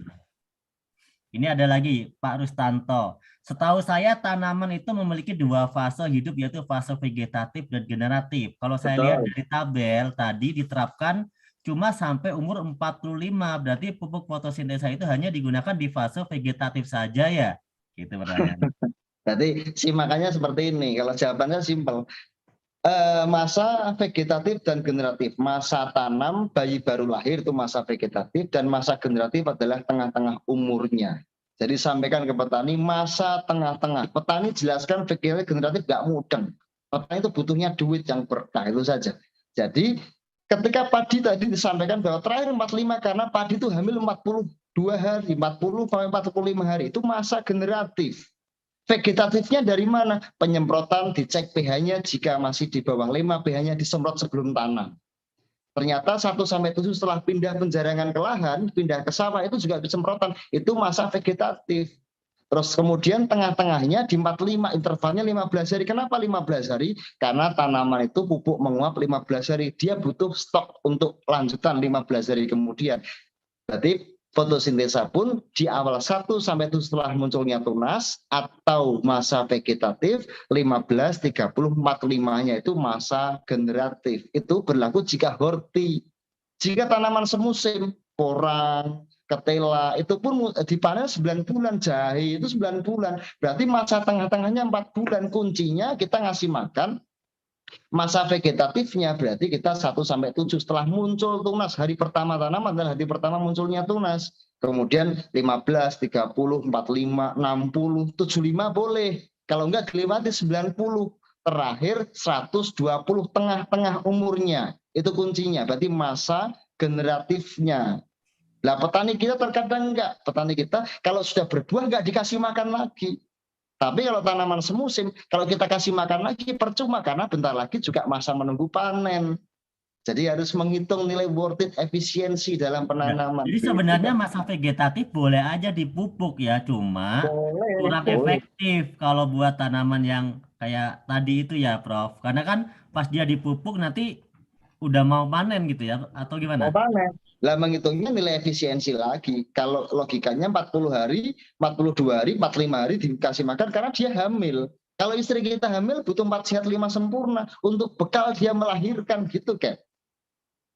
Nah, jadi intinya bekal untuk sampai 65 hari ke depan, 60 hari sampai dia persiapan untuk masa. Itu ya, kalau kita kasih lagi nanti ada bulir-bulir baru, kita semprot pakai fotonya, bulir-bulir baru bermunculan sehingga nanti toh dipotong lagi, kecuali dipotong 5 cm setelah tanam disemprot lagi hidup lagi. Itu masa vegetatif lagi. Salin ibu namanya gitu, Kapten. Tapi saya kira menghitung efisiensi mentang-mentang bagus terus kemudian 60-70 semprot lagi itu kurang tepat. Menurut saya kurang tepat. Jadi saya kira terakhir 45, kalaupun mau ditambahkan lagi di umur 55, nggak lebih dari 60 hari itu masih efektif gitu, Kapten. Oke. Kemudian kalau pupuk fotosintesa ini mengandung bakteri tertentu, apakah bisa bakteri tersebut itu masuk melalui stomata penyemprotan? Aplikasinya sebenarnya yang bagus itu disemprot atau disiram atau dikocor gitu ya. Bakteri bisa nggak sih kalau memang ada bakterinya, apa bisa masuk melalui stomata? Mungkin maksudnya kenapa nggak ke tanah gitu kali, Prof? Jadi itu yang harus ini. Yes, saya ulangi lagi bonus terakhir. Tanaman makan dari 2. Yang pertama stomata, mulut daun di bawah daun. Nyemprot dari bawah ke atas, dimakan oleh stomata. Kalau atasnya namanya mantel. Terus kemudian yang kedua makan pakai mulut akar. Mulut akar itu bebas. Mulut akar di bawahnya itu ada akar tunggang, akar serabut, akar ujung. Mulut ujungnya jauh gitu ya, gitu kan. Bebas mau ngasih makan yang mana, gitu kan. Mau disemprot, mau dikocor, bebas, sah-sah saja, boleh-boleh saja. Lah kalau bakteri apakah mampu untuk dimakan tanaman? Lah kalau mulutnya membuka pasti dia masuk. Lah membuka tuh kapan? Berarti pas masa-masa tidak berfotosintesis. Di bawah jam 9 pagi, terus kemudian sorenya di bawah jam 3. Atau malam tuh mulutnya membuka. Kita semprot pun masuk. Kalau nggak percaya diintip aja, pakai gini. Kan gitu aja. Nah, sesimpel itu. Jadi memang tanaman makan dari dua, yang pertama stomata, yang kedua pakai teori akar. Kenapa dikocor? Karena untuk juga makan akar dan membenahi akar dan juga membenahi tanah. Kurang lebih seperti itu, Kapten. Tadi sebenarnya spesifikasinya dia nanyain bakterinya, Prof. Oh, Apa bakterinya. bakterinya itu ikut nutrisi yang dari stomata juga, atau mungkin bakteri itu sebenarnya yang jatuh ke tanah aja gitu. Dia tadi nanyain bakterinya. Ya, beberapa bakteri juga dibutuhkan pada tanaman. Tanaman juga membenahi fungsi akar. Bakteri kan banyak, nggak mungkin saya sebutkan. Kalau saya sekarang sudah tak namai Jumadi, Solikin, Patkur, Eko, Bambang, itu bakterinya, tugasnya masing-masing. Sesimpel itu. Tugasnya sudah masing-masing. Ada yang membenahi tanah, ada yang bawa pacul untuk meloading makanan ke atas, itu aja sih. Cuman kami dimaafkan jika kami tidak bisa membuka terkait semua kandungan. Kami banyak sekali yang kita rahasiakan, cuma itu berkaitan dengan haki kami, perusahaan, sehingga kami tidak bisa membuka terkait itu. Kalau nggak, nanti kami buka semuanya, teman-teman saya yakin besok bikin pupuk sendiri, kemudian PTBS nggak laku, nanti kasihan semua. Oke, terima kasih, Prof. Pak Oke. Humphrey Krisandono ini tanya, apakah kalau udah pakai fotosintesa ini masih butuh pupuk lainnya? Bagaimana kalau dikombinasikan, misalnya dikombinasikan dengan pupuk lain yang di PTBS atau dikombinasikan dengan pupuk lain yang lain gitu? Sebaiknya seperti apa SOP dari fotosintesa atau slow release ini? Kalau SOP menurut kami, kalau tanyanya ke saya, SOP menurut saya nggak perlu. Tapi kalau teman-teman punya SOP sendiri, silahkan dilakukan. Tapi kalau tanya ke saya, nggak perlu, karena kami sudah melengkapi. Gini, kalau ternyata misal gini, saya dulu pernah bikin satu pupuk, hanya pupuk vegetatif saja. Ada orang yang komplain, Mas, kenapa sih pupuknya nggak di satu tempat terus ini vegetatif, dijadikan satu untuk melengkapi semuanya, majemuk untuk vegetatif dan generatif. Oh iya, salah lagi kan. Terus kemudian saya bikin pupuk satu lagi namanya pupuk generatif. Itu hanya untuk memacu pertumbuhan buah dan lain sebagainya. Mas, kenapa sih ketika bikin pupuk generatif nggak bikin vegetatifnya sekalian? Salah lagi. Sekarang ini sudah dibikin satu produk untuk melengkapi semuanya. Kenapa minta tambahan lagi? Minta dipecah lagi. Minta pecah lagi. Dan itu sah-sah saja. Kalau tanya saya, jawaban saya nggak perlu. Tapi kalau mau dilakukan silahkan. Kami tidak pernah melarang. Tapi kami punya SOP sendiri. Gitu, Kapten. Kalimatnya mah boleh, silahkan gitu aja. Boleh saja. Boleh saja. Oke. Paham ya teman-teman ya. Jadi menarik ini ya. Sebentar. Waduh, ini geser dulu pertanyaannya. Aduh, nyampe mana tadi ya? Turunkan. Oh, nggak usah. Ini pertanyaannya udah tadi ya. Kita cari yang lain. Ini tentang tanah-tanah udah. Nah, tentang Pak Kawit Widodo tentang jamur kuping dan jamur tiram. Anjurannya pakai fotosintesa. Baiknya disiram atau disuntikkan di plastiknya, Prof. Karena jamur tidak pakai tanah, tetapi pakai serutan kayu dari mebel. Mohon arahannya. Salam. Semprot aja. Direndam boleh sebentar, sembari disemprot. Terpenting kalau jamur itu setelah dipanen langsung disemprot. Karena patahannya itu akan menyerap nutrisi. Dia butuh asupan untuk makan, untuk berkembang lagi. Kira-kira seperti itu, Kapten. Jamur. Jadi oke, disemprot dan begitu dipanen langsung semprot lagi. Langsung semprot lagi. Nah, gitu aja. Kalau jamur saya kira, waduh, banyak sekali yang sudah mencoba dan alhamdulillah peningkatannya cukup luar biasa terkait menggunakan fotosintesa. Kira-kira seperti itu. Terus kemudian ini saya tadi ada melihat pertanyaan-pertanyaan apakah fotosintesa ini ada kadaluarsa. Saya menjawab itu. Ada, Pak. Cuman waktunya cukup lama, 300 tahun lebih 6 bulan. Jadi saya kira masih aman. Tapi saya sampaikan lagi bahwa fotosintesa ini sebenarnya tidak ada kata kadaluarsa. Cuman sebisa mungkin kita memberikan keadaan fresh, tidak membiangkan. Bukan masalah pada pupuknya, masalahnya pada airnya. Hindari air-air yang mengandung kapori, tawas, kemudian air hujan pun terkadang asamnya nggak stabil. Menggunakan air mineral sebisa mungkin. Air mineral itu berarti bukan air mineral, itu enggak air sumur, itu air mineral dengan kandungan mineral seperti itu. Makanya sebisa mungkin tidak membiang, dipakai secukupnya. Lebih baiknya 1 gram, tambahkan air 2 liter atau 3 liter, semprotkan dan kocorkan. Memberikan keadaan fresh. Logikanya seperti ini, kita masak nasi goreng, masak hari ini, dikasih makan ke orang lain seminggu kemudian. Enak enggak? Kalaupun masih enak masuk ke kulkas, itu orang makan karena terpaksa, bukan disukai. Kita memberi harus keadaan disukai, itu lebih disukai tanaman. Jadi kira-kira kita memberikan keadaan fresh. Kalau nggak kepake, jangan dibiarkan, dipakai secukupnya aja. Teorinya pakai 1 gram, kasih 2-3 liter, langsung diberi. Itu lebih disukai, keadaan fresh. Kira-kira seperti itu, Kapten. Oke, dari Ibu Nila dia tanya tentang slow release ini bisa untuk tanaman kayu, misalnya manglit, jati, abasia, dan lain-lain. Bisa. Bisa, Bu. Langsung aja ditanam, Bu. Ya.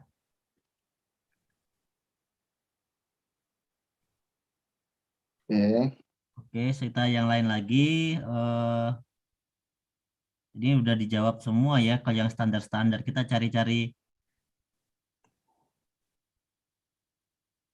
Malah testimoni. Wah, banyak testimoni nih. Nah, oke, sekarang ini dari Pak Rido Gaul. Assalamualaikum Pak, mau nanya kalau mengaplikasikan buat pohon duren, butuh berapa kali penanaman sampai mulai berbuah? Mungkin ini kalau durian itu dimulai dari kapan, umur berapa, pasnya, ya aturannya seperti apa setiap umur duriannya gitu ya Prof. Dan sekaligus penjelasan tentang durian. Nah, sekalian aja biar. Kalau durian sih gini Pak, Bapak beli, besok ditanam.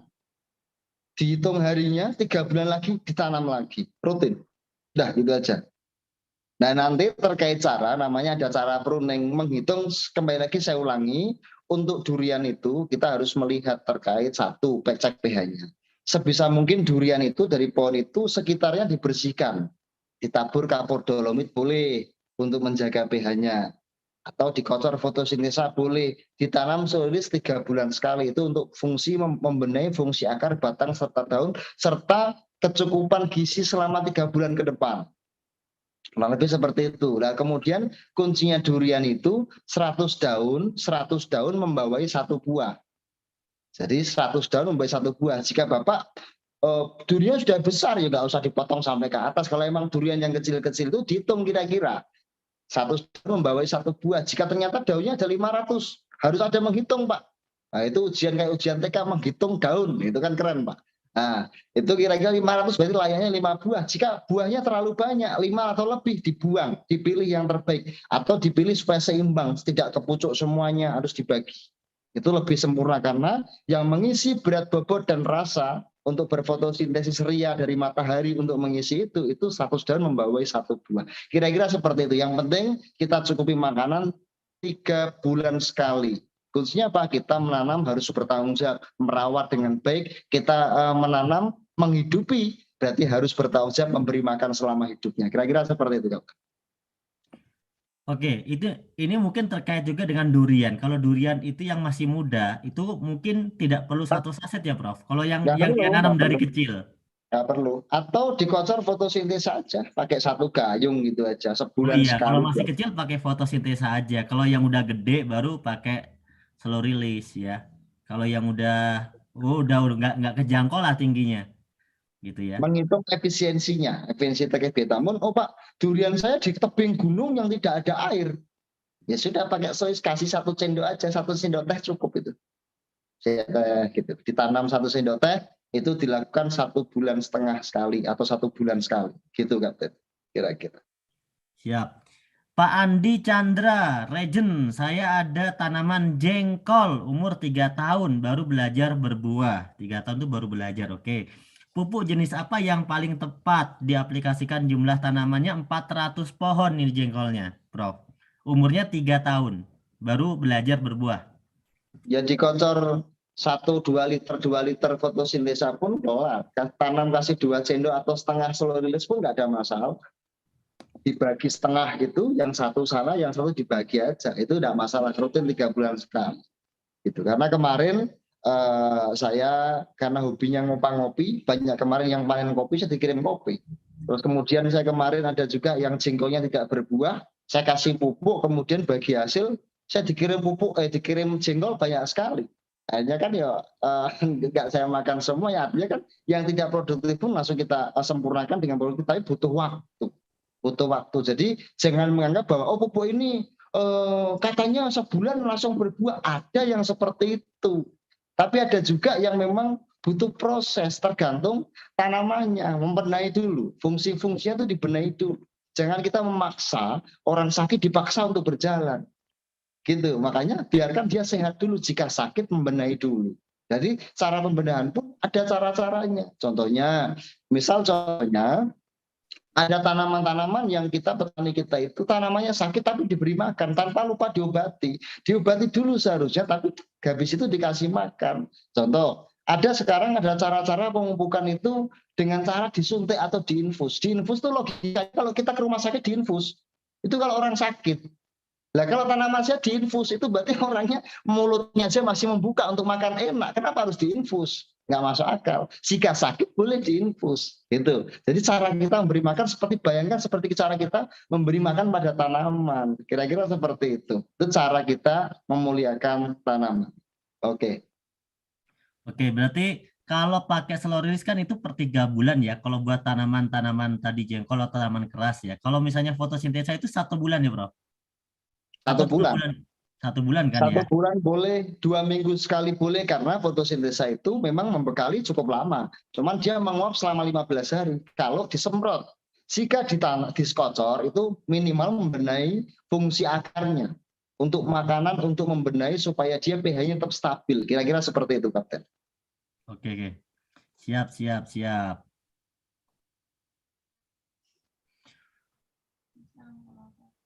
Kalau buat kelapa gimana, Prof? Nah, pohon kelapa mungkin nggak pernah berbuah gitu pohon kelapanya. Ini kira-kira problematikanya apa? Terus mungkin terapinya seperti apa nih? Kalau problemnya saya kurang paham, mungkin perlu ditelepon dulu apa masalahnya, apa putus cinta atau bagaimana, kan nggak tahu. Cuman kalau sekarang bicara pohon apapun, kembali lagi kalau tak tanya lagi, kelapanya selamanya dikasih makan apa tidak? Tanya. Kalau butuh belajarnya nggak pernah dikasih makan. Gratisan dari alam. Wajar kalau ngambek. Mau nggak dikasih makan, dia hidup lihat temannya lain pada makan, kita nggak kasih makan sendiri, wajar. Makanya solusinya kita beri makan, muliakan tanaman, itu saja. Gitu. Tanam slow release 3 bulan sekali. Kira-kira seperti itu. Kayaknya dia ngambek, merasa tidak diperhatikan ya.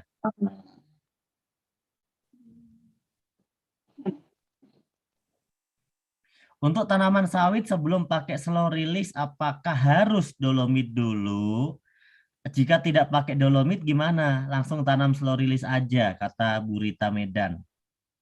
Ini tergantung situasi ya. Kalau mau di dolomit juga bagus ya, Prof ya. Tapi dia tanyanya kalau nggak pakai dolomit gimana gitu. Ya kan indikasinya bukan boleh atau tidak. Jadi indikasinya berdasarkan riset. Caranya bagaimana dicek pH-nya. Kita nggak bisa mengasumsi apapun tanpa bukti otentik. Gini, kenapa kita menggunakan dolomit itu hanya menghitung efisiensi. Pakai fotosintesa pun bisa. Ternyata pesan ke PTBS, pesan fotosintesa lama antrinya. Ternyata tanamannya sudah butuh naikkan pH. Sebelahnya jual dolomit, sudah pakai dolomit aja. Atau mungkin kita ada pilihan 2, dolomit dan fotosintesa. Gabung nggak apa-apa. Atau dipisah. Oh Pak, ternyata daerah tempat kami dolomit itu harganya per kilo 1.000. Kalau butuhnya banyak kan mahal, murah fotosintesa, lebih efisiensi menggunakan ya udah pakai fotosintesa aja. Jadi indikasi bahwa boleh dan tidak itu pada kebutuhan. Jika pH-nya di atas 5, tidak perlu tambahkan dolomit atau tidak perlu dikocor fotosintesa. Atau dikocor fotosintesa pun dia butuh waktu berapa hari pasti pH-nya naik. Meningkat. Nah, solusinya berarti apalagi ketemunya? Ya sudah, tanam slow release dan fotosintesa, karena itu juga membenahi pH. Jadi solusi yang terjawab kan seperti itu. Jadi apapun masalahnya, pH-nya drop dan lain sebagainya. Sedangkan slow release dan fotosintesa membenahi pH, meningkatkan pH. Berarti apapun masalahnya, obatnya ya bodrek itu tadi, fotosintesa dan slow release. Itu kan kalau saya gitu. Oke. Ini dari Pak Setiawan Raharjo. customernya ada yang pakai setengah saset slow release ke durian yang umurnya 2 tahun. Tapi katanya pucuknya itu rontok. Itu kenapa ya? Nah, kita nggak Pucuknya tahu ya. rontok. Nah, Umurnya 2 umurnya tahun. umurnya masih 2 tahun. Dikasih setengah. Nah, kalau disemprot atau ditanam slow release, pucuknya rontok. Pucuk rontok itu pucuk yang bagaimana? Kalau daunnya rontok, itu berarti daun Anda terserang fusarium. Sengaja dimatikan karena apa? Dia tidak mampu berfotosintesis. Dia hidup makan nutrisi tanpa memberi kontribusi. Tapi yang penting nanti muncul tunas-tunas baru kemudian hari. Makanya secara dosis masih kecil cukup kasih 1 sendok aja. Atau disemprot dengan fotosintesis saja, dikocor dengan fotosintesis saja. Kalau dengan slow release, umur 2 tahun itu saya kira masih belum berbuah. Masih jauh. Saya kira mending ditanam cukup 1 sendok aja, rutin 1 bulan sekali. Jangan dilebih-lebihkan.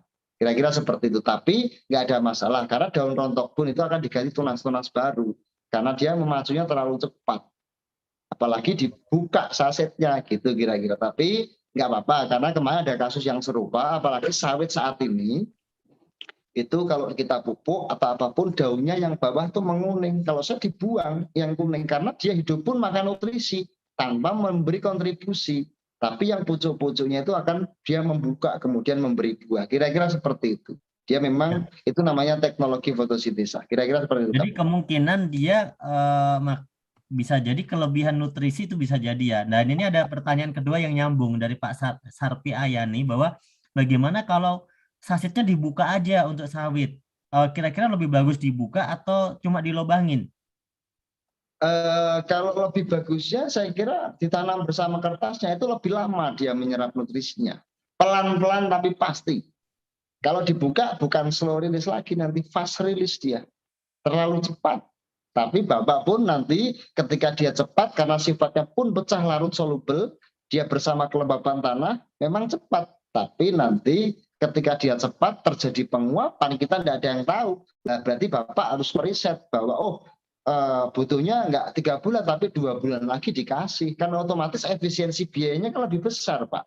Saya kira kita membenahi tapi pasti, bukan berarti boleh-boleh saja sebulan sekali ditabur, dibuka saja itu senang, sawitnya pun senang, kita pun senang sebagai produsen, penjualannya banyak, penjual pun senang, poinnya banyak, tapi menurut saya kurang tepat guna karena kita kemudian dianggap kemudian menjadi narasi yang petani anggap ini boros, kosnya terlalu besar dan lain sebagainya. Itu takutnya muncul asumsi seperti itu. Kira-kira seperti itu, Kapten. Oke. Ini ada pertanyaan yang agak lucu, kayaknya jawabannya lumayan bagus nanti ini. Adakah surat jaminan dari pabrik kalau pilosoris ini bisa lebih bagus daripada pupuk urea atau pupuk kimia? Kalau surat jaminan jangan apa suratnya? Saya sertifikatnya ada, sertifikat rumah atau sertifikat tanah kan gitu. Surat jaminan yang bagaimana? Apakah Bapak pernah tanya? Petrokimia, pupuk kujang, kaltim dan sebagainya Bapak menggunakan itu minta jaminan surat. Ya diketawakan, kita sektor dagang.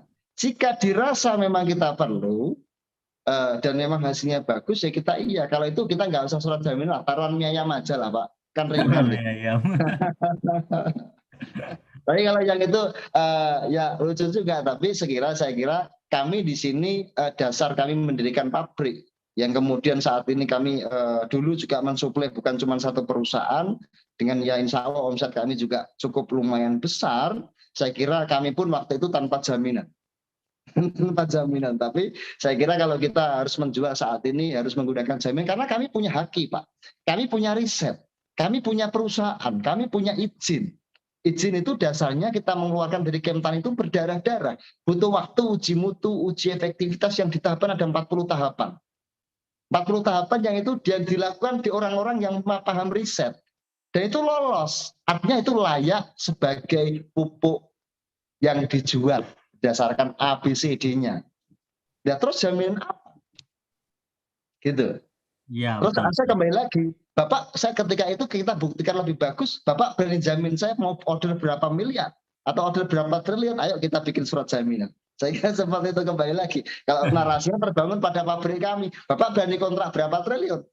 Gitu kan. Jadi saya kira seperti itu. Tapi saya kira itu narasi guyon, narasi bercandaan. Tapi saya kira saya tidak butuh dipercaya terkait produk. Karena kita bicara pada asas kemanfaatan. Ledakan omset saat ini di PTBS adalah dasarnya adalah peningkatan hasil pertanian lewat narasi yang dibangun kerjasama kami dari pabrik kami ke PTBS. Sehingga PTBS omset meledak, mitra pun meledak, petani pun hasilnya mungkin bagus. Itu bagi yang orang mencoba. Saya kira tidak ada jaminan apapun, kami tidak berani menjamin karena kami bukan bahan-bahan jamin dan kami bukan bank sebagai jaminan. Gitu Ya, kan.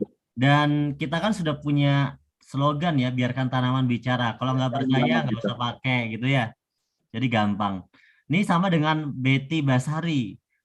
Pak Raden yang ditawarin nanya, Srolly sudah ada testimoninya enggak? Wah, banyak banget ditanya, dicari sendiri ya di YouTube ya, atau testimoni ke grup-grup. Saya dari awal tidak pernah. Saya pun sendiri bukan karena saya tidak percaya. Saya dengan produk saya sendiri pun jangan percaya. Dicoba dulu baru percaya. Saya dari awal terkait Srolly dan produk-produk kami, jangan percaya apa yang saya sampaikan. Mitra-mitra pun saya tidak pernah menyuruh berjualan produk. Dicoba dulu, baru mudah meyakinkan orang lain. Bagaimana kita mudah meyakinkan orang lain kalau kita nggak percaya? Itu prinsipnya kalau saya dagang. Jadi kenapa saat ini PTBS mempercayakan kepada perusahaan kami? Karena kami sudah mencoba secara riset dan ada bukti otentik secara asas kemanfaatan, sehingga kami saling menguntungkan, itu prinsipnya. Jadi artinya secara testimoni saat ini saya tidak menyimpan testimoni lagi, tapi saya kira cukup banyak sekali testimoni yang saat ini sudah digunakan. Bukan testimoni, Pak, demplot Pak. Kalau orang tanya ke saya pakai demplot, berarti kita nggak ada kontrak, berarti Anda tidak percaya dengan perusahaan kami. Berarti dasar itu bahwa demplot itu berarti nggak percaya, pengen percaya. Padahal kami biasanya berdasarkan pesanan bahwa kami sudah dipercaya perusahaan lain, gitu kan? Dipercaya perusahaan PTBS misal gitu, seperti itu. Artinya kan saat ini dasar kepercayaan itu berarti berdasarkan asas yang bermanfaat. Jadi testimoni saya kira cukup banyak Pak, sudah beribu-ribu sampai saat ini mungkin sudah banyak sekali. Waktu itu saya masih megang grup itu sudah di angka lebih dari 22 sampai 23 ribu testimoni, dan itu alhamdulillah zero komplain, tidak ada komplain dengan barangnya telat dan lain sebagainya. Terus kemudian saya sampaikan, saya sampai saat ini memang nomor handphone saya yang terkait dengan nomor kemarin saya delegasikan ke perusahaan, admin yang memegang hanya penerima telepon hunting ke perusahaan, dan kami mengawalnya mungkin via Zoom atau kita dampingi dengan seminar-seminar. Karena kemarin bukan saya nggak nyaman, tidak, tapi saya butuh fokus pada suatu perusahaan, sehingga kami tidak mungkin mengawal membalas satu persatu WA sekian banyak mitra, puluhan ribu bahkan ratusan ribu mitra, jadi dimaafkan sebanyak-banyaknya. Terus saya kira saat ini produksi kami sudah peningkatannya sudah di angka 20.000 sampai 25.000 per hari. Terus kemudian saat ini potret penjualan di PTBS juga saya melihat sesuai dengan grafik kiriman di perusahaan, itu juga sama 25 sampai hampir 30.000 juga per hari penjualan di PTBS. Saya kira itu menjadi bukti otentik bahwa saat ini produk ini sangat bermanfaat dan omset dari mitra maupun PTBS sangat besar sekali. Kira-kira seperti itu, Kapten. Ini ada yang tanya terkait ini ya, warna pupuk. Apakah memang ada perubahan warna, Prof? Karena ada beberapa mitra yang tanya, katanya yang dulu sama sekarang warnanya beda. Isinya gitu. Beda, karena dulu memang kita seharusnya kami memang, saya ada beberapa perusahaan, tapi saya mungkin menyebutkan, saya ada 11 holding, 11 perusahaan, dan memang ada beberapa itu di industri agro. Ada satu produk, saat ini satu perusahaan, dua perusahaan PT yang saat ini ke PTBS, seperti itu. Jadi memang kami mengatur terkait pola-pola perizinan dan administratif kami itu memang dengan cara-cara yang menurut saya itu sah. Jadi memang waktu awal dulu kita tidak menggunakan warna, saat ini warna, karena kita kalau tidak menggunakan warna yang kita sepakati terkait Kentan, kami akan kena masalah. Karena kita harus SLF, standar layak fungsi, sesuai dengan uji Kentan yang berlaku saat ini. Saya kira dimaklumi terkait itu, karena apapun itu kami sampai saat ini selalu meningkatkan dan menjaga kualitas terkait produk. Tidak melebih-lebihkan atau tidak mengurang-urangi, sesuai dengan aturan yang berlaku. Kira-kira seperti itu, Kan. Oke, ini Pak Robert tanya berkali-kali nih ya. Dia tanya tentang tanah Papua masih perawan. Prof, berarti pupuk apa yang cocok dipakai? Mohon penjelasannya. Fotosintesa dan sois itu cocok untuk meminang dan melamar untuk tanah di Papua. Kira-kira seperti itu kata. Nah, udah dijawab ya Pak Robert ya. Tanyanya berkali-kali. Karena penjelasannya sekarang temanya fotosintesa sama slow release. Jadi jawabannya pasti fotosintesa sama slow release. Nggak mungkin dijawab pupuk urea ya kan? Izin bertanya kami dari Sulteng, bagaimana dengan penggunaan apa ini ya? Kelapa biji yang umur kelapanya lebih dari 20 tahun dengan produk Pilosrolilis, penggunaannya berapa kali dalam setahun dengan jumlah pohon kelapa lebih dari 100 pohon. Berapa bulan jangka pemupukan dalam pemupukan pertama?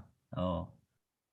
Caranya kalau saya simpel ini, ditanam slow release 3 bulan sekali, sembari dikocor pakai fotosintesa, 1 saset jadikan 60 liter, 1 tanaman 1 liter, 1 liter, 1 liter, itu slow release-nya 3 bulan sekali, fotosintesa dikasih 2 bulan sekali, itu sudah sip. Itu treatment karena umurnya sudah tua. Umurnya itu sebenarnya kelapa itu bisa berumur sampai 35 bahkan 40 tahun. Nah, itu masih masa-masa yang produktif 20 tahun itu. Masih bisa meskipun sudah sedikit tua. Tapi saya kira tanam slow ini di sekitaran akar, kemudian dikocor dengan fotosintesa 1 liter pun sudah aman. Atau kalau emang keberatan menggunakan slow release, bisa dengan fotosintesa 1 saset jadikan 60 liter, kemudian dikasih 2 liter rutin sebulan sekali, dah gitu aja. Nanti biarkan kelapa berbicara. Kira-kira seperti itu, Kak. Oke, jadi sebenarnya jawabannya berbagai macam tanaman itu intinya kalau Anda mau menggunakan slow release teman-teman, mungkin ini tidak akan terbaca semua ya pertanyaan. Anda garis bawahi apapun tanamannya, tanaman batang keras menggunakan pilo slow release itu dosis penggunaannya sama. Yang sudah siap berbuah, yang udah gede itu 1 pohon 1 saset. Gitu kan? Kalau yang masih muda bisa setengah saset. Kalau yang lebih muda lagi bisa 1 sendok gitu kan. Kalau pohonnya kecil ya jangan 1 saset kegedean gitu kan. Jadi disesuaikan aja ya Prof intinya ya dengan tanamannya. Karena kalau kayaknya kalau kita semua jenis tanaman ditanyakan jawabannya saya kira sama ya Prof ya. Untuk slow release ini. Sama. Saya kira sama. Jadi memang kita sederhanakan sesimpel itu. Jadi kan kalau tadi saya barusan membaca juga, apakah mungkin ini berpotensi untuk merugikan karena memang apa mungkin pupuk 1 on itu bisa melengkapi sekian banyak bla bla bla bla kan gitu kan. Kita kan yang terbangun adalah narasi teknologi tepat guna, kecil tapi pasti, kecil tapi cepat, kecil tapi berguna, daripada besar harganya mahal, bertonton tidak tepat guna tapi membuang.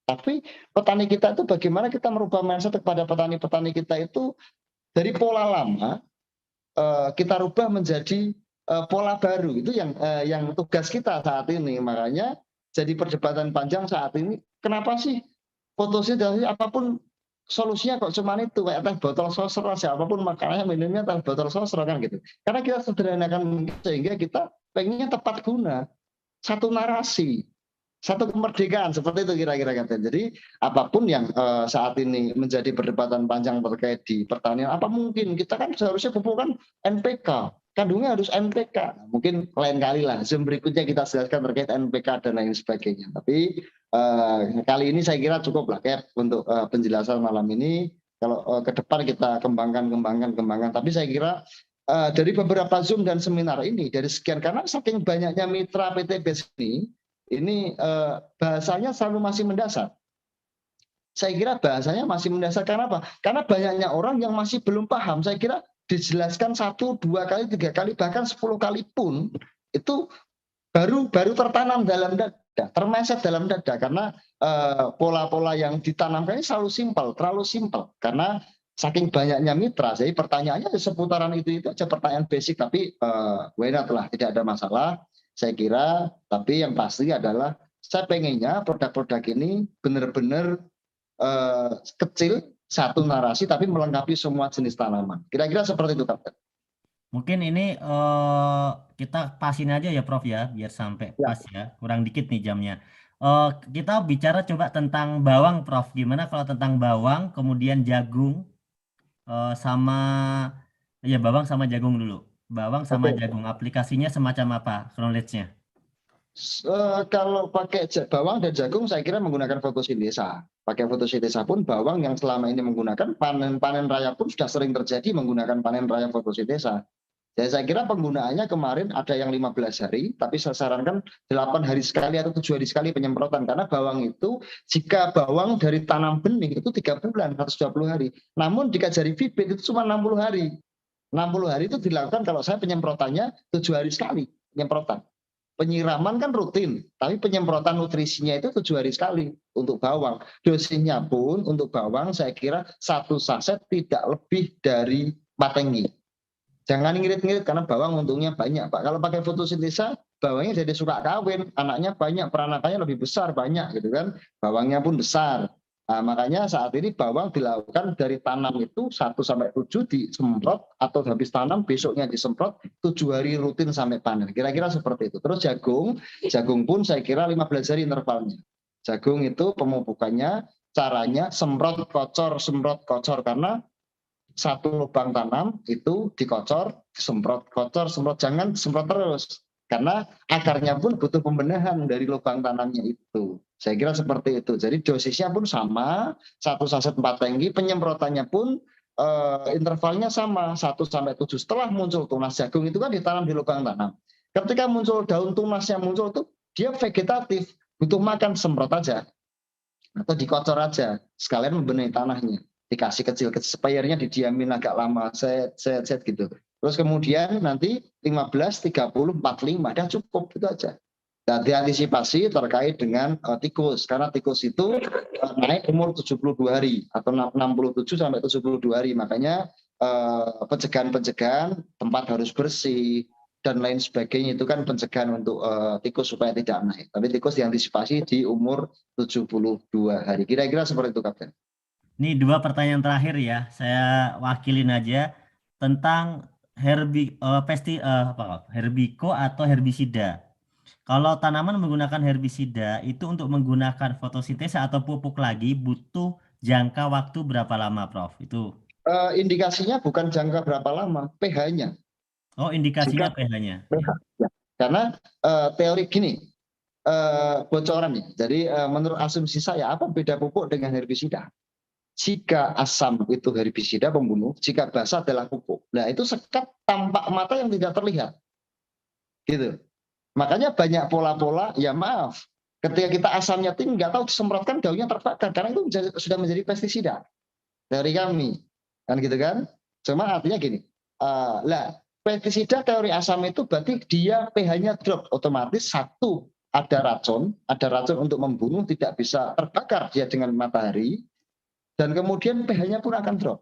Nah, indikasinya berarti pH-nya jika sudah di atas 5 sudah mampu untuk menerima nutrisi. Itu aja sih, Kak. Itu rumus pertanian itu saya pengennya menyampaikan kepada petani atau mitra semuanya bahwa pertanian itu sebenarnya mudah, gampang, simple, semudah itu.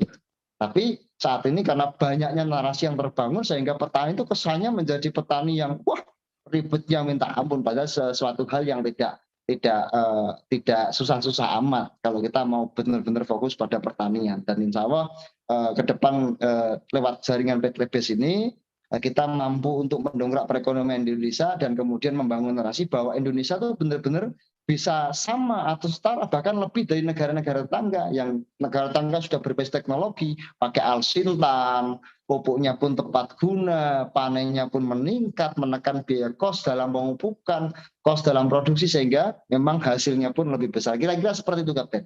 Cukup ya, Kapten ya? Terakhir, kan tadi ini terakhir nih, terakhir. Nah, terakhir ini kebetulan ada yang nanya tentang, mungkin produknya belum saya singgung tapi nggak apa-apa, mewakili, siapa tahu ada lagi di bawah, tentang EcoFit Base. Nah, EcoFit Base ini sebenarnya aplikasinya seperti apa, kemudian perlu nggak dicampur-campur sama gula atau sesuatu yang lain, ya, EcoFit Base. EcoFit Base mungkin kalau yang belum tahu nanti cari tahu ya. Karena ini ada yang tanya mungkin bisa menjadi pertanyaan terakhir untuk sesi Oke. pada malam hari ini. Oke, saya sampaikan lagi kabar terbaru terkait EcoFitBase. Kami belum direstui terkait perizinan di EcoFitBase karena harus berdampingan dokter. Mungkin alasannya dokter saat ini masih fokus pada COVID, mungkin dengan varian yang baru sehingga belum bisa mengawal kami. Tapi gini, nggak usah khawatir terkait EcoFitBase, penggunaannya sama seperti fotosintesa, diminumkan. EcoFitBase dan fotosintesa itu bisa untuk ternak. Alternatifnya jika ternyata EcoFitBase tidak kami launching, bisa menggunakan fotosintesa. Bisa menggunakan fotosintesa. Nah, kita sudah sempurnakan betul bahwa dosisnya sama. 1 gram tambahkan 9 sampai 10 liter langsung diminumkan pada ternak. Fokus Kalau minuman pada ya, Prof. fokus minuman jika ternak, unggas fokus minuman. Saya tidak pernah mencampurkan, tidak menyuruh mencampurkan karena itu bagian dari food combination. Food kombinasi mencampurkan pakan. Ternyata kita salah. Yang kita campur nasi goreng campur bodrek kan nggak pas. Kan gitu, kurang disukai, nggak tepat. Biarkan dia tercampur sendiri di perut hewan. Tapi saya kira untuk ikan-ikan, udang fokus pada air. Tuh Pak, airnya banyak, tapi kenapa pupuknya bisanya sekian? Kalau kebesaran kita kan kemahalan. Ya sudah pakai 10 saset. Fotosintesa itu pun bukan menghitung pada jumlah kebutuhan airnya, tidak. Menghitung pada jumlah yang terkandung dalam bakteri. Bakterinya kemudian akan menjadi plankton. Planktonnya pun kemudian akan menjadi makanan yang disukai oleh ikan itu sendiri. Terus kemudian jika untuk tambak, saya kira semprotkan ke lahan. Kenapa? Kuncinya adalah tambak itu, apalagi tambak yang di tanah. Kalau yang di kain, yang di langsar itu, atau yang dipakai alas itu mungkin fokus pada airnya dan makanan. Tapi kalau pada tambak, saya kira fokus pembenahi tanahnya karena ikan itu hidup di atas tanah yang ada airnya. Berarti tetap apapun itu tanahnya dibenahi dulu berkaitan dengan pH, air berkaitan dengan TDS. Tanahnya pH-nya stabil, tanahnya gembur, kemudian bakteri atau kemudian plankton muncul banyak, tanahnya gembur sehingga ikan pun akan kembali sehat. Kira-kira seperti itu, Kapten. Oke, terima kasih Prof atas waktunya malam hari ini. Dan buat teman-teman semuanya juga terima kasih ya sudah belajar bareng, dan insya Allah ini di YouTube sudah kita tampilkan Prof. Jadi ini kalau ada yang mau putar balik lah ya kan. Lumayan bisa buat Jangan diputar balik. Kalau putar balik itu kita mau jalan ke sana nggak jadi ke sana gara-gara diputar balik. Salah lagi. Tapi gini rekan-rekan semua, penyampaian saya untuk malam ini, insya Allah jika memang teman-teman membutuhkan produk-produk kami, insya Allah kami akan terus membantu untuk mensuplai di PTBS. Saya kira saat ini terkait pengiriman kami dari produksi ke PTBS, alhamdulillah sudah lancar, sudah produk, sudah Vivo. Vivo itu barang produksi sudah terus langsung terkirim ke zona-zonasi yang didaftarkan dari PTBS, dan saat ini tidak ada inden. Alhamdulillah, inden pun sisa sedikit, nggak banyak, karena sudah kita kebut terkait produksi. Saya kira teman-teman semuanya, untuk bekal semuanya, silakan. Kalau ketakutan kemarin barangnya lama nggak datang-datang, saat ini kami sudah berupaya semaksimal mungkin untuk melengkapi supaya teman-teman semuanya, karena masalahnya pasti produk yang terlambat seharusnya sudah bisa berapa kali transaksi tertunda. Saat ini supaya tiap hari bisa transaksi, alhamdulillah produk-produk sudah tersedia di kantor PTBS. Silakan jika produk ini dirasa tepat guna dan dirasa memang bagus untuk pertanian di Indonesia, silakan dipakai. Kira-kira seperti itu. Sukses selalu. Salam kopi 3000. Komunitas petani idaman 3000, tinggalkan riba, bangkitkan usaha. Assalamualaikum warahmatullahi wabarakatuh. Waalaikumsalam warahmatullahi wabarakatuh. Salam pecel, petani cerdas luar biasa. Oke teman-teman ya, itu tadi bersama Prof. Raden Saiful, provokator pertanian yang menjadi formulator di PTBS ya. Dan teman-teman, produk sudah ready untuk slow release ya teman-teman. Slow release ini produknya sudah berizin resmi, sudah ada di dalam sistem, semuanya sudah lengkap, dan order langsung dapat produk tidak pakai inden. Ingat, langsung dikebut ordernya, nggak usah pakai rem lagi ya. Kalau kemarin-kemarin boleh ngerem, Karena kemarin-kemarin nginden sampai 1 minggu gitu kan, 2 minggu. Nah sekarang sudah tersedia. Hari ini order langsung Anda ambil ke kantor, langsung dapat produknya, gaspol. Nah oke teman-teman. Jadi jangan ditunda ya. Menurut laporan dari owner tadi, di kantor ini produknya banyak kok nggak ada yang ngambil gitu. Silahkan diambil buru-buru gitu ya untuk pillow slow release. Kemudian untuk fotosintesa sekarang ini sedang dalam apa ya, finish daripada perizinan. Jadi memang belum 100% ya, menunggu finish daripada perizinan, kurang sedikit keluar, sudah ada nomor registrasinya segala macamnya. Maka sekarang masih dalam mode R&D, Research and Development yang sudah terjadi kemarin. Jadi teman-teman bersabar, targetnya bulan Januari ini fotosintesa sudah masuk sistem ya. Jadi teman-teman bersabar di situ ya untuk fotosintesa. Kemudian untuk produk-produk yang lainnya tentunya belum bisa diorder lebih dahulu karena produk-produk yang lain belum ada di dalam sistem ya. Jadi untuk pillow slow release sudah ready dan langsung bisa diorder, jangan pakai nunggu, langsung bisa diambil di kantor pusat Bandung. Itu teman-teman ya informasi singkatnya. Kemudian mohon maaf untuk Anda yang pengen masuk grup segala macam, saya jelaskan. Grup-grup ini menurut kami tidak terlalu efektif karena begitu banyak orang yang ingin masuk grup. Anda bayangkan, semua mitra pengen masuk grup dari seluruh dunia. Anda kebayang kalau ada misalnya ya 2.000 orang masuk grup, itu grupnya caranya bikinnya gimana? Dan kemudian yang ngurusin grup itu siapa? Kalau jawab pertanyaan orang per orang. Seperti chatting malam ini saja, yang mungkin cuma ratusan sampai 1.000, itu tidak bisa semua pertanyaan akan tercover teman-teman. Jadi kuncinya adalah teman-teman sering-sering ikut training. Sering-sering ikut training supaya nempel ilmunya, diulang-ulang terus setiap meeting Zoom. Ya, meeting Zoom ini efektif, apalagi kalau sekarang sudah ada di YouTube, Anda bisa putar ulang lagi. Ya, bisa diputar lagi, sehingga Anda bisa lebih paham. Jadi, saya kira itu akan lebih bagus. Kalaupun ada pertanyaan-pertanyaan, nanti kita jawabannya dompleng aja ya, mendompleng dulu jawaban dari jawaban-jawaban yang sudah ditanyakan oleh teman-teman kita. Kalau mau ada pertanyaan yang memang teman-teman pengen tanyakan aja kepada para leader. Kenapa? Para leader ini adalah perwakilan dari perusahaan karena mereka udah menjadi leader. Mereka harus bisa menjawab pertanyaan. Leader-leader juga ada trainingnya setiap hari Senin. Para leader nasional, Praya Motor, Praya Mokes, Praya Pajero, Praya Luxury itu ada training setiap hari Senin. Jadi Anda bisa tanya ke leadernya. Nanti leadernya pasti akan cari jawaban juga, misalnya ke saya ya, atau ke teman-teman yang sudah lebih berpengalaman. Karena tidak mungkin kita bisa melayani semua pertanyaan ya satu persatu. Tapi insya Allah target ke depan ya setelah forum Zoom kemarin kita udah buat, kemudian kita sekarang udah mulai live di YouTube Zoom-nya. Ke depan kita akan mulai buat materi-materinya itu per produk akan kita tampilkan di YouTube. Namun sekarang Pak Raden sedang fokus dalam ranah produksi, mengklirkan fotosintesa terutama. Nanti setelah clear semuanya, semua materi akan kita siapkan di YouTube PT Best Corp ya. Sehingga teman-teman ingat, sebagai mitra PT Best, Anda akses harus sering-sering nonton pembelajaran di YouTube Best Corporation dan di website PT Best, bestworld.id.